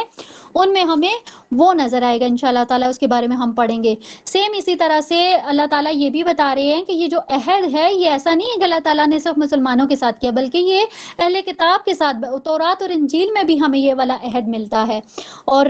یہ کیا عہد ہے کہ یہ وہ عہد ہے کہ جس میں ایک مومن جو ہے وہ اللہ تعالیٰ سے جو ہے وہ اپنی جان اور مال کا وہ سودا کرتا ہے، اور اللہ تعالیٰ اس کو کس کے عوض خریدتا ہے؟ جنت کے عوض. ٹھیک ہے، اور اسی طرح سے اگلی آیت میں ہمیں مومنین کی جو ہے صفات ہیں وہ بیان کی گئی ہیں، وہ ہمیں انشاءاللہ تعالی ہم ان کے بارے میں پڑھیں گے. اور پھر اگر اس رکوع کی آخری آیات دیکھیں تو ان میں ہمیں انہی وہ جو 3 صحابہ تھے جن کا فیصلہ مؤخر کیا گیا تھا، ان کا جو ان کے بارے میں کیا فیصلہ کیا گیا ہمیں وہ جو ہے وہ ان آیات میں نظر آئے گا. یہاں سے ہم سٹارٹ کرتے ہیں، آیت نمبر 111 ہے. اس میں کیا کہا گیا ہے کہ یقیناً اللہ نے ایمان والوں سے ان کی جانیں اور ان کے اموال خرید لیے ہیں، اور اس کے بدلے میں یقیناً ان کے لیے جنت ہے، اور اللہ کے راستے میں لڑتے ہیں بس قتل کرتے ہیں اور قتل کیے جاتے ہیں. تورات اور انجیل اور قرآن میں اللہ کے ذمے پکا وعدہ ہے، اور اللہ سے زیادہ اپنا وعدہ پورا کرنے والا کون ہو سکتا ہے؟ اس سودے پر خوش ہو جاؤ، اور تم نے اللہ سے کیا ہے، اور یہ بہت بڑی کامیابی ہے. یہاں پہ ہم دیکھتے ہیں کہ آیت نمبر 111 جو ہے، اب اس میں سیم وہی بات کہ اللہ تعالیٰ نے کیا کہا کہ اللہ تعالیٰ نے جو اہل ایمان ہیں ان کی جان اور مال کے بدلے میں اللہ تعالیٰ نے ان کے ساتھ جنت کا سودا کیا ہے. تو یہ کیا ہے؟ یہ اللہ تعالیٰ کی طرف سے وعدہ ہے. ٹھیک ہے، اب یہ کون لوگ ہیں؟ مومنین کی ظاہر بات کی گئی ہے. تو مومنین کون ہیں؟ یا تو وہ قتل کرتے ہیں یا پھر وہ قتل ہو جاتے ہیں. تو اس کی مثال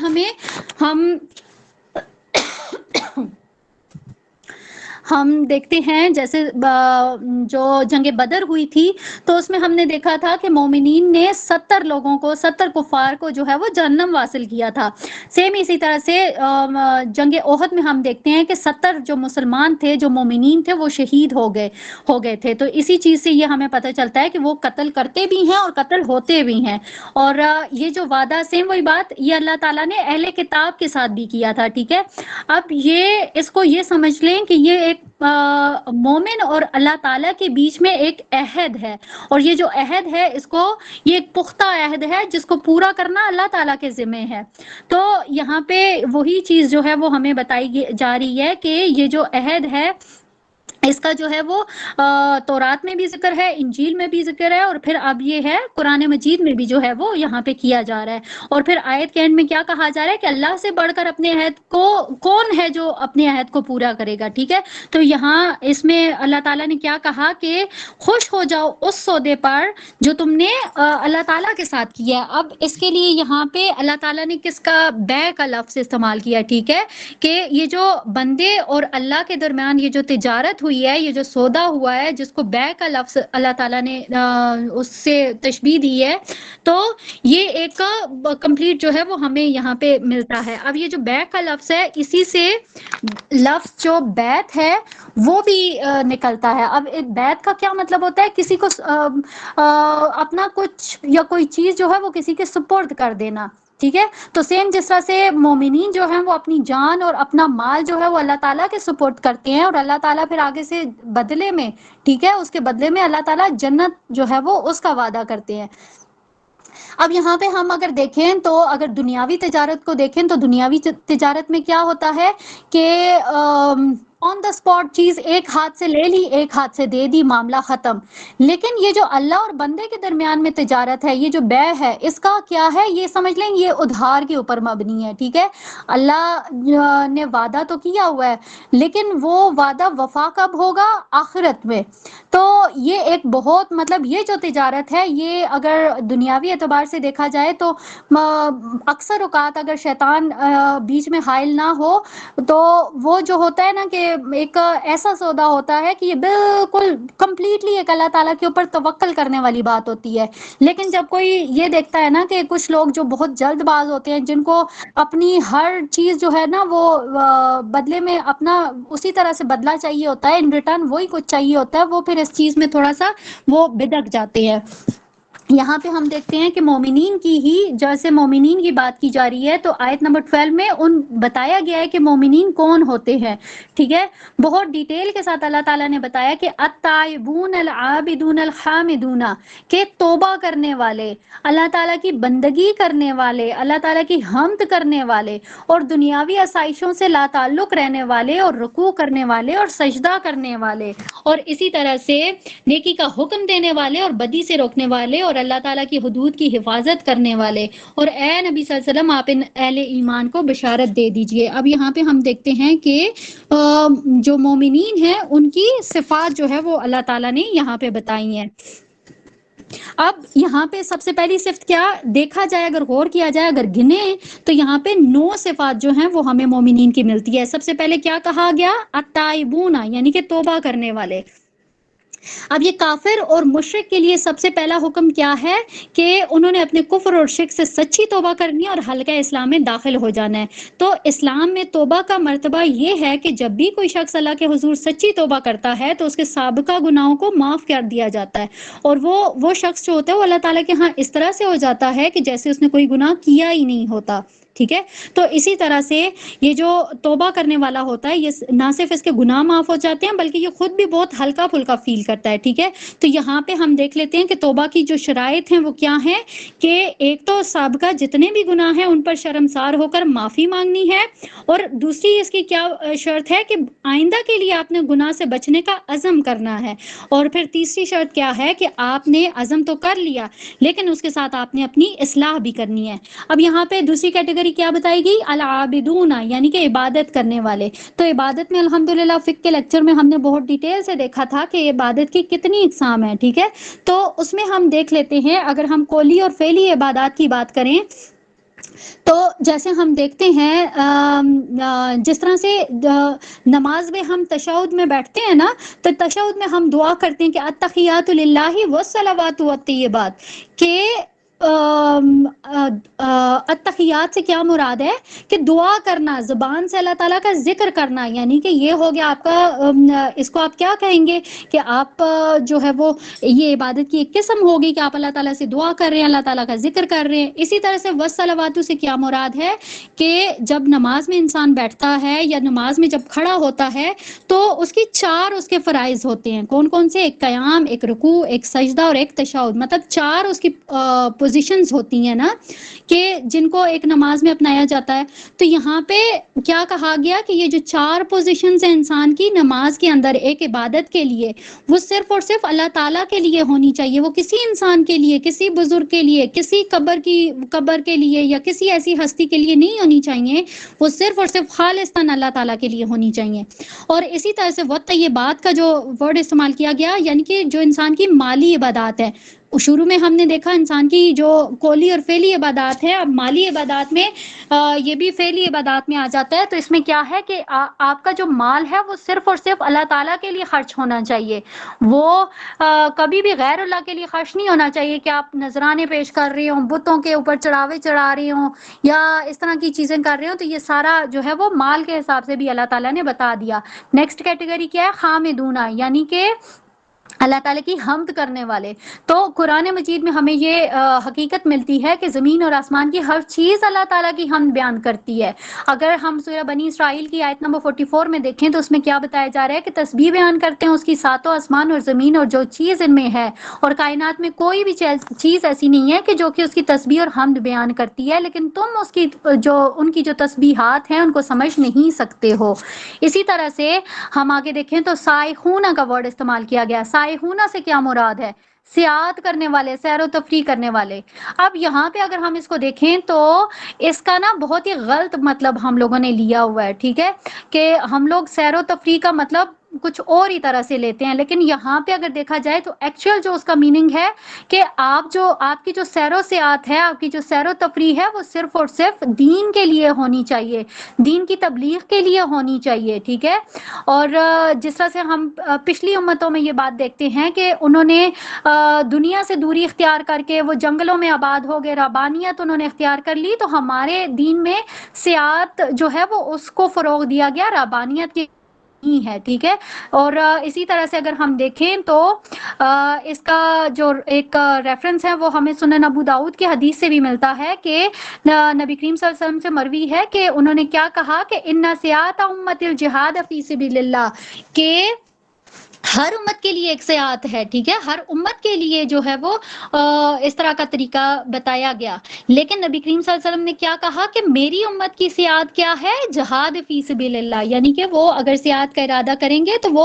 جہاد فی سبیل اللہ، یعنی کہ اللہ تعالیٰ کی راہ میں لڑنے کے لیے، دین کی تبلیغ کے لیے جو ہے وہ ان کی سیاحت ہوگی۔ اسی طرح سے اگلی کیٹیگری کیا بتائی گئی؟ امر بالمعروف اور نہی عن المنکر، ٹھیک ہے، کہ وہ نیکی کا حکم دیں گے اور برائی سے روکیں گے۔ تو اس چیز کو جو بھی ہے، اس کو بھی اگر ہم دیکھیں تو قرآن پاک میں ہمیں متعدد مقامات ایسے ہیں جس میں اس چیز کا ذکر ملتا ہے کہ اے مسلمانوں، اللہ تعالیٰ نے تمہیں جو ہے وہ امر بالمعروف اور نہی عن المنکر کے لیے بنایا ہے، تو ہمیں یہ چیز بہت جگہوں پہ ملتی ہے۔ اب اس کا مفہوم کیا ہے کہ اللہ تعالیٰ نے انسان کو کس لیے بنایا ہے کہ وہ نیکیوں پر وہ نیکی کا حکم دے، ٹھیک ہے، وہ خود بھی نیکیوں کے اوپر عمل پیرا ہو اور دوسروں کو بھی نیکی کی تلقین کرے، اسی طرح سے وہ خود بھی برائیوں سے بچے اور دوسروں کو بھی جو ہے وہ برائیوں سے بچائے۔ تو یہ چیز جو ہوتی ہے وہ امر بالمعروف نہی عن المنکر میں آتی ہے۔ اور اسی طرح سے والحافظون، اس سے کیا مراد ہے کہ حفاظت کرنے والے۔ اب یہ مومنوں اور مجاہدوں کی اگر دیکھا جائے تو یہ آخری صفت ہے اور اس میں اللہ تعالیٰ کی حدود کی حفاظت کرنے کے بارے میں بات کی گئی ہے، ٹھیک ہے۔ اب یہاں پہ کیا کہا گیا کہ انڈیویجولی بھی آپ نے اللہ تعالیٰ کی حدود کو کراس نہیں کرنا، اور نہ ہی آپ نے جو ہے وہ کولیکٹیولی بھی آپ نے اس چیز کا خیال رکھنا ہے کہ کہیں بھی پہ بھی اللہ تعالیٰ کی حدود کو کراس نہ کیا جائے، ٹھیک ہے۔ یعنی کہ اللہ تعالیٰ کی حدود سے کیا مراد ہے کہ شریعت کے جو قوانین، جو ضابطے، جو چیزیں اللہ تعالیٰ نے بتا دی ہیں، ان کو کبھی بھی جو ہے وہ کسی بھی انسان نے نہ انفرادی طور پہ انڈیویجولی نہ ہی اجتماعی طور پہ ان حدود کو کراس کرنا ہے۔ تو ایسے لوگوں کے لیے، ایسے مومنین کے لیے اللہ تعالیٰ نے کیا کہا کہ ایسے لوگوں کو بشارت دے دیجئے۔ آگے جو ہے وہ ہمارے پاس اگلی آیت ہے، آیت نمبر 113۔ اس میں کیا کہا جا رہا ہے کہ نبی نبی اور ان لوگوں کے لیے جو ایمان لائے ہیں جائز نہیں ہے اس کے بعد کہ ان پر واضح ہو گیا کہ وہ مشرکوں کے لیے بخشش کی دعا کریں، خواہ وہ رشتہ دار ہوں، بلا شبہ وہ جہنمی ہوں۔ اب اس کو اگر دیکھیں گے تو بہت ہی ایک مطلب ایک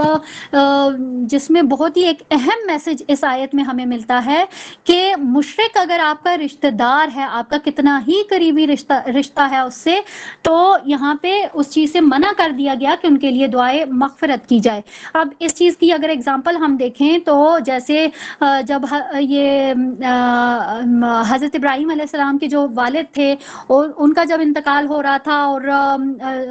جب ان کی زندگی میں حضرت ابراہیم علیہ السلام نے ان کے لیے بہت زیادہ جو تھی وہ بخشش کی، مغفرت کی دعائیں کی، لیکن جیسے ہی ان کا انتقال ہوا تو انہوں نے چھوڑ دیا۔ سیم اسی طرح سے جب ابو طالب ان کی ڈیتھ ہو رہی تھی، ان کا وقت نزا قریب تھا، تو وہاں پہ بھی نبی کریم صلی اللہ علیہ وسلم نے ان کو کہا تھا کہ وہ کلمہ پڑھ لیں، لیکن انہوں نے نہیں کیا۔ تو یہاں پہ یہ چیز بتا دی گئی ہے کہ مشرک چاہے ہی اس کا آپ کے ساتھ کتنا ہی قریبی رشتہ ہے، آپ اس کے لیے بخشش کی، مغفرت کی دعا نہیں کر سکتے ہیں۔ اسی طرح سے آگے 114 آیت ہے، اور نہیں تھا استغفار کرنا ابراہیم کا اپنے باپ کے حق میں مگر ایک وعدے کی بنیاد پر جو انہوں نے اس سے کیا تھا، اور جب آپ علیہ السلام پر واضح ہو گیا کہ وہ اللہ کا دشمن ہے تو آپ نے بھی ان سے اعلان بیزاری کر دیا۔ یقیناً ابراہیم بہت درد دل رکھنے والے اور حلیم الطبع شخص تھے۔ اب یہاں پہ سیم وہی والی بات آ گئی کہ زندگی میں تو وہ ان کو کہتے رہے، انہوں نے ان کی بات نہیں مانی، لیکن جب انہوں نے دیکھا کہ اب تو ان کی وفات بھی ہو گئی ہے تو اب ان کے لیے دعائیں مغفرت کرنے کا کوئی فائدہ نہیں ہے، کیونکہ اللہ تعالیٰ نے یہ بات بہت کلیئرلی بتا دی ہے کہ ایک انسان جو مر گیا اس کے لیے اب توبہ کا دروازہ جو ہے وہ بند ہو گیا۔ آیت نمبر 115 دیکھتے ہیں۔ اللہ کا یہ طریقہ نہیں ہے کہ کسی قوم کو گمراہ کر دے اس کے بعد کہ انہیں ہدایت دی ہو، جب تک ان پر واضح نہ کر دے کہ انہیں کس چیز سے بچنا ہے۔ یقیناً اللہ تعالیٰ ہر شے کا جاننے والا ہے۔ اب یہاں پہ ہم دیکھتے ہیں کہ اللہ تعالیٰ کی طرف سے بات بہت پہلے جو ہے وہ واضح ہو چکی ہے کہ اللہ تعالیٰ جب بھی کسی کو ہدایت یا گمراہی ہدایت اور گمراہی جو ہے وہ اللہ تعالیٰ نے اپنے طرف منسوب کی ہوئی ہے، ٹھیک ہے۔ اب اس کا یہ ہرگز بھی مطلب نہیں ہے کہ اللہ تعالیٰ کسی کو جبرن جو ہے وہ ہدایت دے گا یا پھر جبرن جو ہے وہ کسی کو گمراہ کرے گا، ٹھیک ہے۔ اس سے ہمیشہ یہ مطلب لینا چاہیے کہ ہدایت اور گمراہی جس طرح اللہ تعالیٰ کے اختیار میں ہے، اللہ تعالیٰ کے اختیار میں ہر چیز ہے، ٹھیک ہے۔ زمین اور آسمان کے ہم معاملات دیکھتے ہیں، یہ ساری چیزیں اللہ تعالیٰ کے اختیار میں، سیم اسی طرح سے ہدایت اور گمراہی بھی اللہ تعالیٰ ہی سے منسوب ہے، اللہ تعالیٰ ہی کے اختیار میں ہے۔ کوئی انسان کسی کو گمراہ نہیں کر سکتا، کوئی انسان کسی کو ہدایت پہ نہیں لے کے آ سکتا جب تک اللہ تعالیٰ نہ چاہے۔ آیت نمبر 116 اور 117 کو ہم اکٹھا دیکھیں گے تو ہم اس میں دیکھتے ہیں، آیت نمبر 116 میں دیکھیں کہ اس میں اللہ تعالیٰ نے کمپلیٹلی بتا دیا کہ یقیناً اللہ ہی کے لیے آسمان اور زمین کی بادشاہی، وہی زندہ کرتا ہے، وہی موت دیتا ہے، تمہارے لیے اللہ کے سوا کوئی نہیں ہے حمایتی اور مددگار۔ سیم اللہ تعالیٰ نے بتا دیا کہ جس طرح سے اللہ تعالیٰ ہر چیز پہ قادر ہے، سیم اسی طرح اللہ تعالیٰ ہدایت اور گمراہی پہ بھی قادر ہے۔ آیت نمبر 17 ہے کہ اللہ مہربان ہوا نبی صلی اللہ علیہ وسلم پر، مہاجرین پر اور انصار پر کہ جنہوں نے آپ کی اتباع کی، آپ کا ساتھ دیا مشکل وقت میں، اور اس کے بعد کہ ان میں سے ایک گروہ کے دل میں کچھ کجی آنے لگی، پھر اللہ تعالیٰ نے ان پر نظر رحمت فرمائی، یقیناً وہ ان کے حق میں بہت مہربان، بہت رحم فرمانے والا ہے۔ اب یہاں پہ ہم دیکھتے ہیں کہ جس طرح سے اللہ تعالیٰ نے پیچھے جو تھا وہ سابقون الاولین اور مہاجرین اور انصار کا ذکر کیا تھا، سیم یہاں پہ اللہ تعالیٰ کہہ رہے ہیں کہ وہ لوگ جو کہ مہاجرین اور انصار تھے، ٹھیک ہے، اور پھر وہ لوگ کہ جنہوں نے ان کی پیروی کی۔ تو یہاں پہ اب یہ مشکل وقت کون سا تھا؟ ظاہر ہے یہ جو غزوہ تبوک تھا، بہت مشکل حالات تھے، بہت دفعہ ہم نے یہ پڑھا کہ کس کس طرح کی آزمائش تھی، کہ مومنین کو کس کس طرح سے آزمایا گیا۔ تو جن لوگوں نے اس وقت میں نبی کریم صلی اللہ علیہ وسلم کا ساتھ دیا تو ان کے بارے میں کیا کہا جا رہا ہے؟ اچھا، پھر اس میں ہم نے یہ دیکھا کہ ایک گروہ وہ تھا کہ جن کے دل میں کجی آنے لگی، تو الحمدللہ اس کے بارے میں بھی ہم پیچھے پڑھ چکے ہیں کہ وہ کون لوگ تھے، کہ جو لوگ پیچھے رہ گئے، جو واقعی مومنین میں سے تھے۔ اور پھر اسی طرح سے ہم اگر آیت نمبر 118 میں دیکھیں تو ہمیں ان ساری چیزوں کو کنکلوڈ کر کے اللہ تعالیٰ نے بتا دیا کہ پہلے ٹرانسلیشن دیکھ لیتے ہیں اس کی کہ کیا ہے، کہ اور ان تین پر بھی اللہ نے انہیں رحمت کی نگاہ کی کہ جن کا معاملہ مؤخر کر دیا گیا تھا، یہاں تک کہ زمین اپنی تمام تر کشادگی کے باوجود ان پر تنگ پڑ گئی تھی اور ان پر اپنی جان بھی بوجھ ہو گئی تھی، اور انہیں یقین ہو گیا تھا کہ اب اللہ کے سوا کوئی جائے پناہ نہیں ہے۔ تو یہاں پہ ہم دیکھتے ہیں کہ بہت ڈیٹیل سے ہم نے اس میں یہ جو حدیث آپ کے ساتھ شیئر کی گئی تھی اس میں یہ پورا معاملہ جو تھا وہ بیان کیا گیا، اور یہی وہ آیت ہے جس کے بارے میں پیچھے میں نے آپ کو کہا تھا کہ یہ جو حضرت کعب بن مالک اور ہلال بن امیہ اور مرارہ بن ربی تھے، ان کے لیے اس آیت میں یہ پھر نازل کی گئی جس میں ان کی معافی کا جو اعلان تھا وہ کیا گیا کہ 50 دنوں کے سوشل بائیکاٹ کے بعد پھر جو ہے وہ ان کی توبہ ایکسیپٹ ہوئی تھی اور یہ اپنی آزمائش میں کامیاب ہوئے تھے، اور پھر یہاں پھر اللہ تعالیٰ نے ان کی توبہ کا جو واقعہ ہے اس کا ذکر قرآن پاک میں بھی کیا۔ اور آگے جو ہم دیکھتے ہیں آیت نمبر 119 سے 129، یہ ہمارے پاس 15th رکوع ہے، اس میں ہم دیکھ لیتے ہیں کہ اس کے مین پوائنٹس کیا ہیں۔ ٹھیک ہے، اس میں ہم سب سے پہلے دیکھیں گے یہ 119 سے لے کر 122 تک ہے، اس میں جو ہے وہ ہمیں جماعت کی اہمیت کے بارے میں جو ہے وہ بیان ملے گا۔ اس سے پہلے ہم نے یہ جماعتی زندگی کے بارے میں سورہ نساء میں پڑھا تھا، ٹھیک ہے، لیکن یہاں پہ اس کی امپورٹنس کے بارے میں بتایا جائے گا، اور اسی کے ساتھ ساتھ یہ بھی بتایا جائے گا کہ ایک جماعت کے ساتھ ہوتے ہوئے چاہے کس بھی طرح کے حالات ہوں آپ کو جو ہے وہ ان کا سامنا کرنا ہوتا ہے۔ ایسے نہیں ہوتا کہ اگر کوئی مشکل پیش آ جائے تو آپ بھاگ کھڑے ہوں، آپ پیٹ پھیر لیں، اور حالات اگر آسان ہوں آپ کے لیے موافق ہوں تو آپ جو ہیں وہ واپس آ جائیں، تو یہ والا سین نہیں ہوتا۔ اور اسی طرح اسی کے ساتھ ساتھ جو ہے وہ ہم اس رکوع میں دیہاتی لوگوں کے بارے میں جو کہ مدینہ سے دور دراز کے لوگ تھے ان کے بارے میں دیکھیں گے کہ دین اسلام اور نبی کریم صلی اللہ علیہ وسلم کی صفات سے وہ لوگ ہیں جو بالکل بے بہرہ ہیں، ٹھیک ہے، اور ان کے لیے اللہ تعالیٰ نے ایک سولوشن بھی بتایا ہے کہ وہ جو دین سے وہ ان کو آگاہی حاصل کرنے کے لیے ان کو کیا کرنا چاہیے۔ تو انشاءاللہ تعالی ہم اس رکوع میں ان کے بارے میں بھی پڑھیں گے۔ یہاں پہ ہم سٹارٹ کرتے ہیں آیت نمبر 119 سے کہ اے اہل ایمان اللہ کا تقوی اختیار کرو اور سچے لوگوں کی مائیت اختیار کرو۔ یہاں پہ کیا کہا گیا وہی بات کی جا رہی ہے۔ اب یہ سچے لوگ کون ہیں؟ ظاہر ہے اس وقت نبی کریم صلی اللہ علیہ وسلم اور ان کی جو صحابہ تھے یہ سچے لوگ تھے، مینز ایک جماعت کی جو ہے نا اس کے ساتھ جو ہے وہ ریلیشن سٹرونگ کرنے کی بات کی جا رہی ہے۔ تو سیم جیسے بہت سارے ایسے لوگ تھے جو کہ تھے تو جماعت کے ساتھ لیکن پھر وہ پیچھے رہ گئے، تو یہاں پہ کیا کہا جا رہا ہے کہ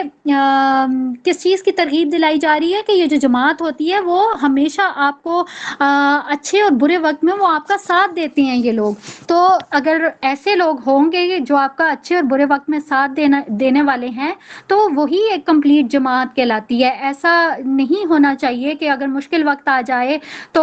آپ چھوڑ دیں یا آپ کو کوئی تنگی ہے تو آپ عذر پیش کرنے لگ جائیں۔ تو جماعتی جو زندگی ہوتی ہے اس میں اس طرح کی چیزیں جو ہیں وہ نہیں ہوتی ہیں، مطلب آپ کو ہر طرح کے حالات کو جو ہے وہ برداشت کرنا ہوتا ہے۔ اسی طرح آیت نمبر 120 ہے، اس میں کیا کہا گیا ہے کہ اہل مدینہ اور اس کے ارد گرد کے بدو لوگوں کے لیے روا نہیں تھا کہ وہ اللہ اور اس کے رسول کو چھوڑ کر پیچھے بیٹھے رہتے، اور نہ یہ کہ اپنی جانوں کو وہ آپ صلی اللہ علیہ وسلم کی جان سے بڑھ کر عزیز رکھتے۔ یہ اس لیے کہ انہیں یہ پیاس، مشقت اور فاقے کی صورت میں جو تکلیف پہنچتی ہے اللہ کی راہ میں، اور جہاں کہیں پہ بھی وہ قدم رکھتے ہیں کفار کے دلوں کو جلاتے ہوئے دشمن کے مقابلے میں کوئی بھی کامیابی حاصل کرتے ہیں، تو ان کے لیے سب کچھ جو ہے وہ ان نیکیوں کے عوض جو ہے وہ اس کو درج کر لیا جاتا ہے۔ تو یہاں پہ بتا دیا گیا کہ یہ جو لوگ پیچھے رہ گئے ان لوگوں نے جو تھا انہوں نے نبی کریم صلی اللہ علیہ وسلم کی جان جو تھی وہ ان کو ہلکی فیل ہوئی، ان کو اپنی جان جو تھی وہ زیادہ امپورٹنٹ لگی۔ تو یہاں پہ اللہ تعالیٰ نے یہ بتا دیا کہ ایک جماعت کے ساتھ جب آپ کا ریلیشن ہوتا ہے تو پھر آپ کو جو ہے وہ اس طرح کی تکالیف جیسے پیاس ہو گئی یا فاقے ہو گئے تو ان ساری چیزوں کو جو ہے وہ بیس نہیں بنانا چاہیے۔ آیت نمبر 121 ہے کہ اللہ یقیناً نیک لوگوں کے اجر کو ضائع نہیں کرتا تاکہ وہ بدلہ دے انہیں بہت ہی عمدہ اس کا جو عمل وہ کرتے رہے ہیں۔ یہاں پہ بھی جو ہے وہ اللہ تعالیٰ نے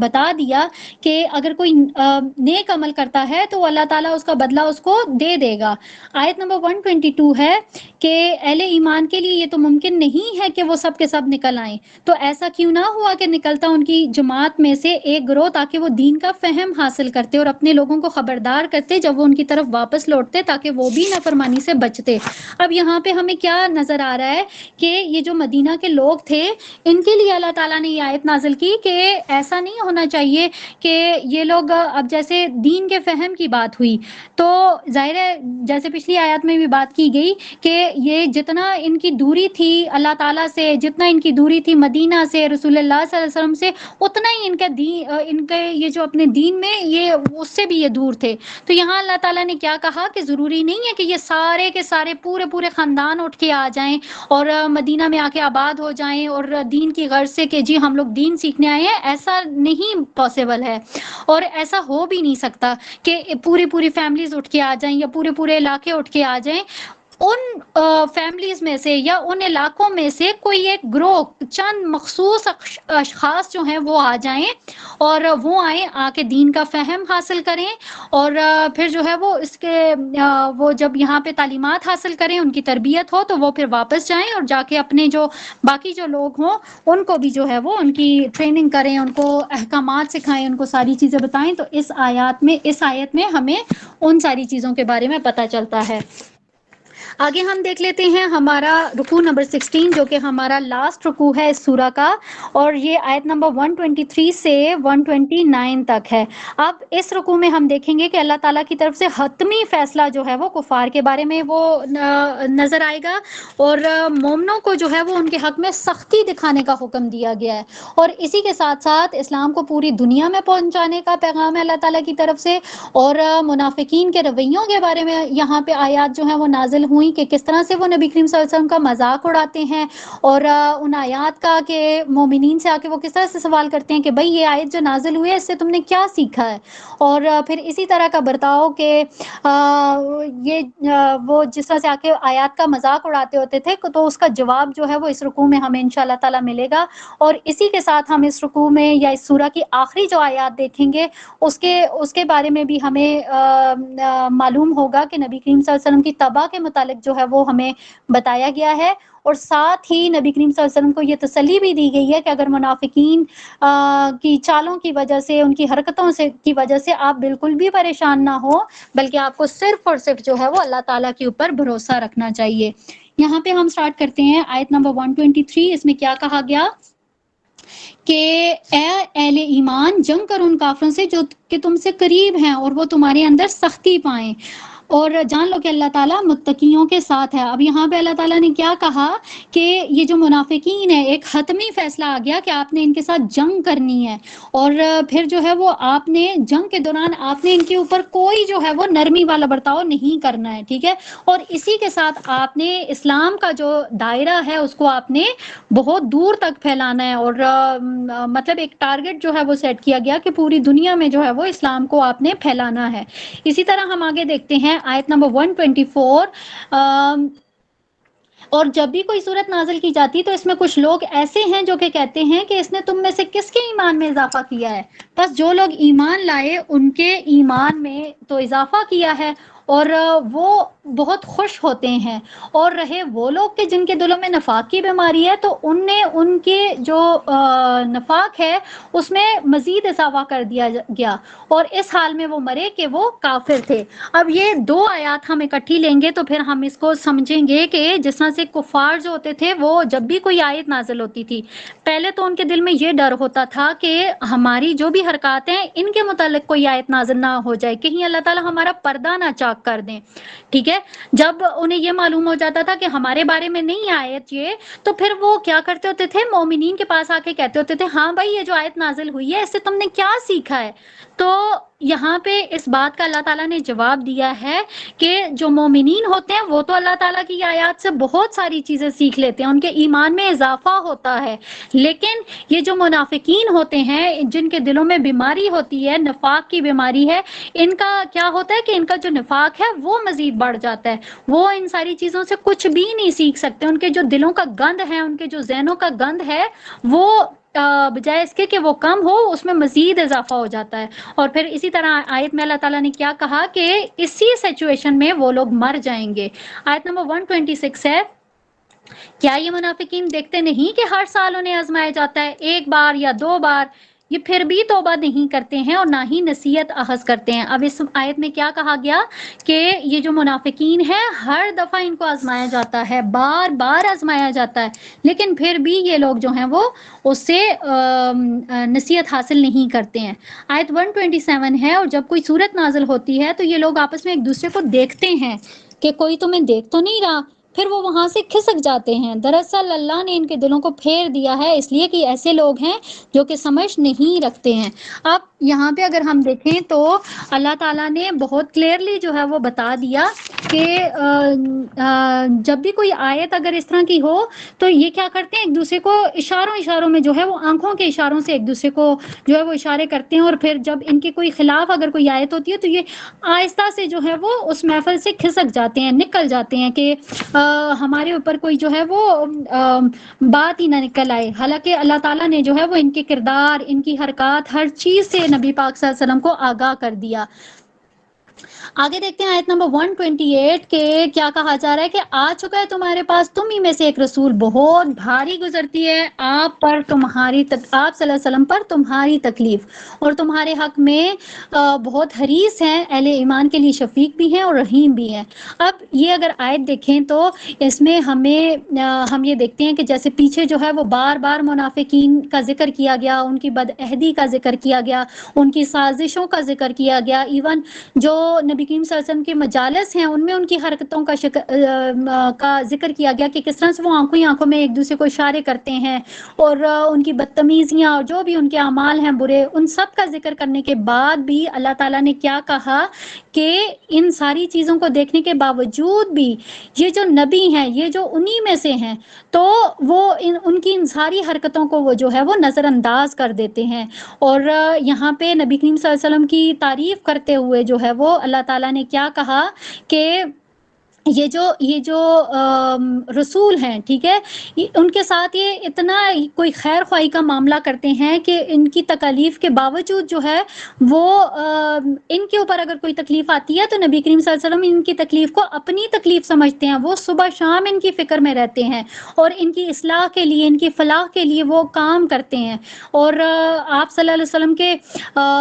بردباری کا یہ عالم ہے کہ آپ اپنے ساتھیوں کی غلطیوں سے بھی جو ہے وہ نظر انداز کرتے ہیں، ان کی کوتاہیوں کو بھی آپ معاف کر دیتے ہیں. اور اس چیز کا کیا مطلب ہے کہ اللہ تعالیٰ نے کیا کہا کہ یہ نبی جو ہیں یہ تمہارے بارے میں بہت حریص ہیں، یہ چاہتے ہیں کہ جو ہے وہ تم لوگ اس طرح سے جہنم کا ایندھن بننے کے بجائے آپ لوگ جو ہیں وہ ان کی اصلاح ہو جائے. تو یہاں پہ ہم دیکھتے ہیں کہ آیت 129 میں اللہ تعالیٰ نے کیا کہا، اس طرح ایک طرح کی تسلی جو ہے وہ نظر آتی ہے کہ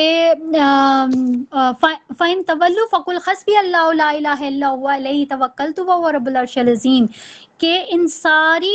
جتنی بھی اوپر منافقین کی باتیں بتائیں گی، ان کی تکلیفوں، ان کی سازشوں کے بارے میں اللہ تعالیٰ نے نبی کریم صلی اللہ علیہ وسلم کو کیا ایک تسلی دی ہے، ٹھیک ہے، کہ آپ جو ہیں وہ ان ساری چیزوں کے اوپر پریشان نہ ہوں. ٹھیک ہے، یہ جو مشرکین ہیں، یہ جو کفار ہیں، یہ آپ کی طرف جو ان کا ایک توجہ نہیں دیتے، آپ کی بات نہیں سنتے، تو ان ساری چیزوں کے اوپر جو ہے وہ آپ اپنا دل چھوٹا نہ کریں، آپ اپنا حوصلہ جو ہے وہ نہ ہاریں، بلکہ آپ جو ہیں وہ یہاں پہ اللہ تعالیٰ کے ایک نمائندے ہیں. ٹھیک ہے، تو آپ کو جو ہے وہ ان لوگوں کی مخالفت سے یا ان لوگوں کی عدم توجہ کی وجہ سے گھبرانا نہیں چاہیے، بلکہ آپ کی دعا، آپ کا عقیدہ، آپ کا عمل یہ ہونا چاہیے کہ اللہ کے سوا کوئی مدد کرنے والا نہیں ہے، اسی پر میرا بھروسہ ہے جو کہ عرش عظیم کا مالک ہے. تو یہ یہاں پہ اگر دیکھا جائے تو یہ وہ عقیدہ ہے کہ جس کی بنیاد پر دنیا کا کوئی خوف، کوئی لالچ جو ہے وہ کسی بھی مومن کے پاؤں کو نہیں لڑکھڑا سکتا. تو یہاں پہ جو ہے وہ ایک عظیم دعا کے ساتھ جو ہے وہ اس سورہ کا اختتام ہوتا ہے. بارک اللہ لی ولکم فی القرآن الکریم ونفعنی وإیاکم مما فیہ من الآیات وذکر الحکیم وتقبل منی ومنکم تلاوتہ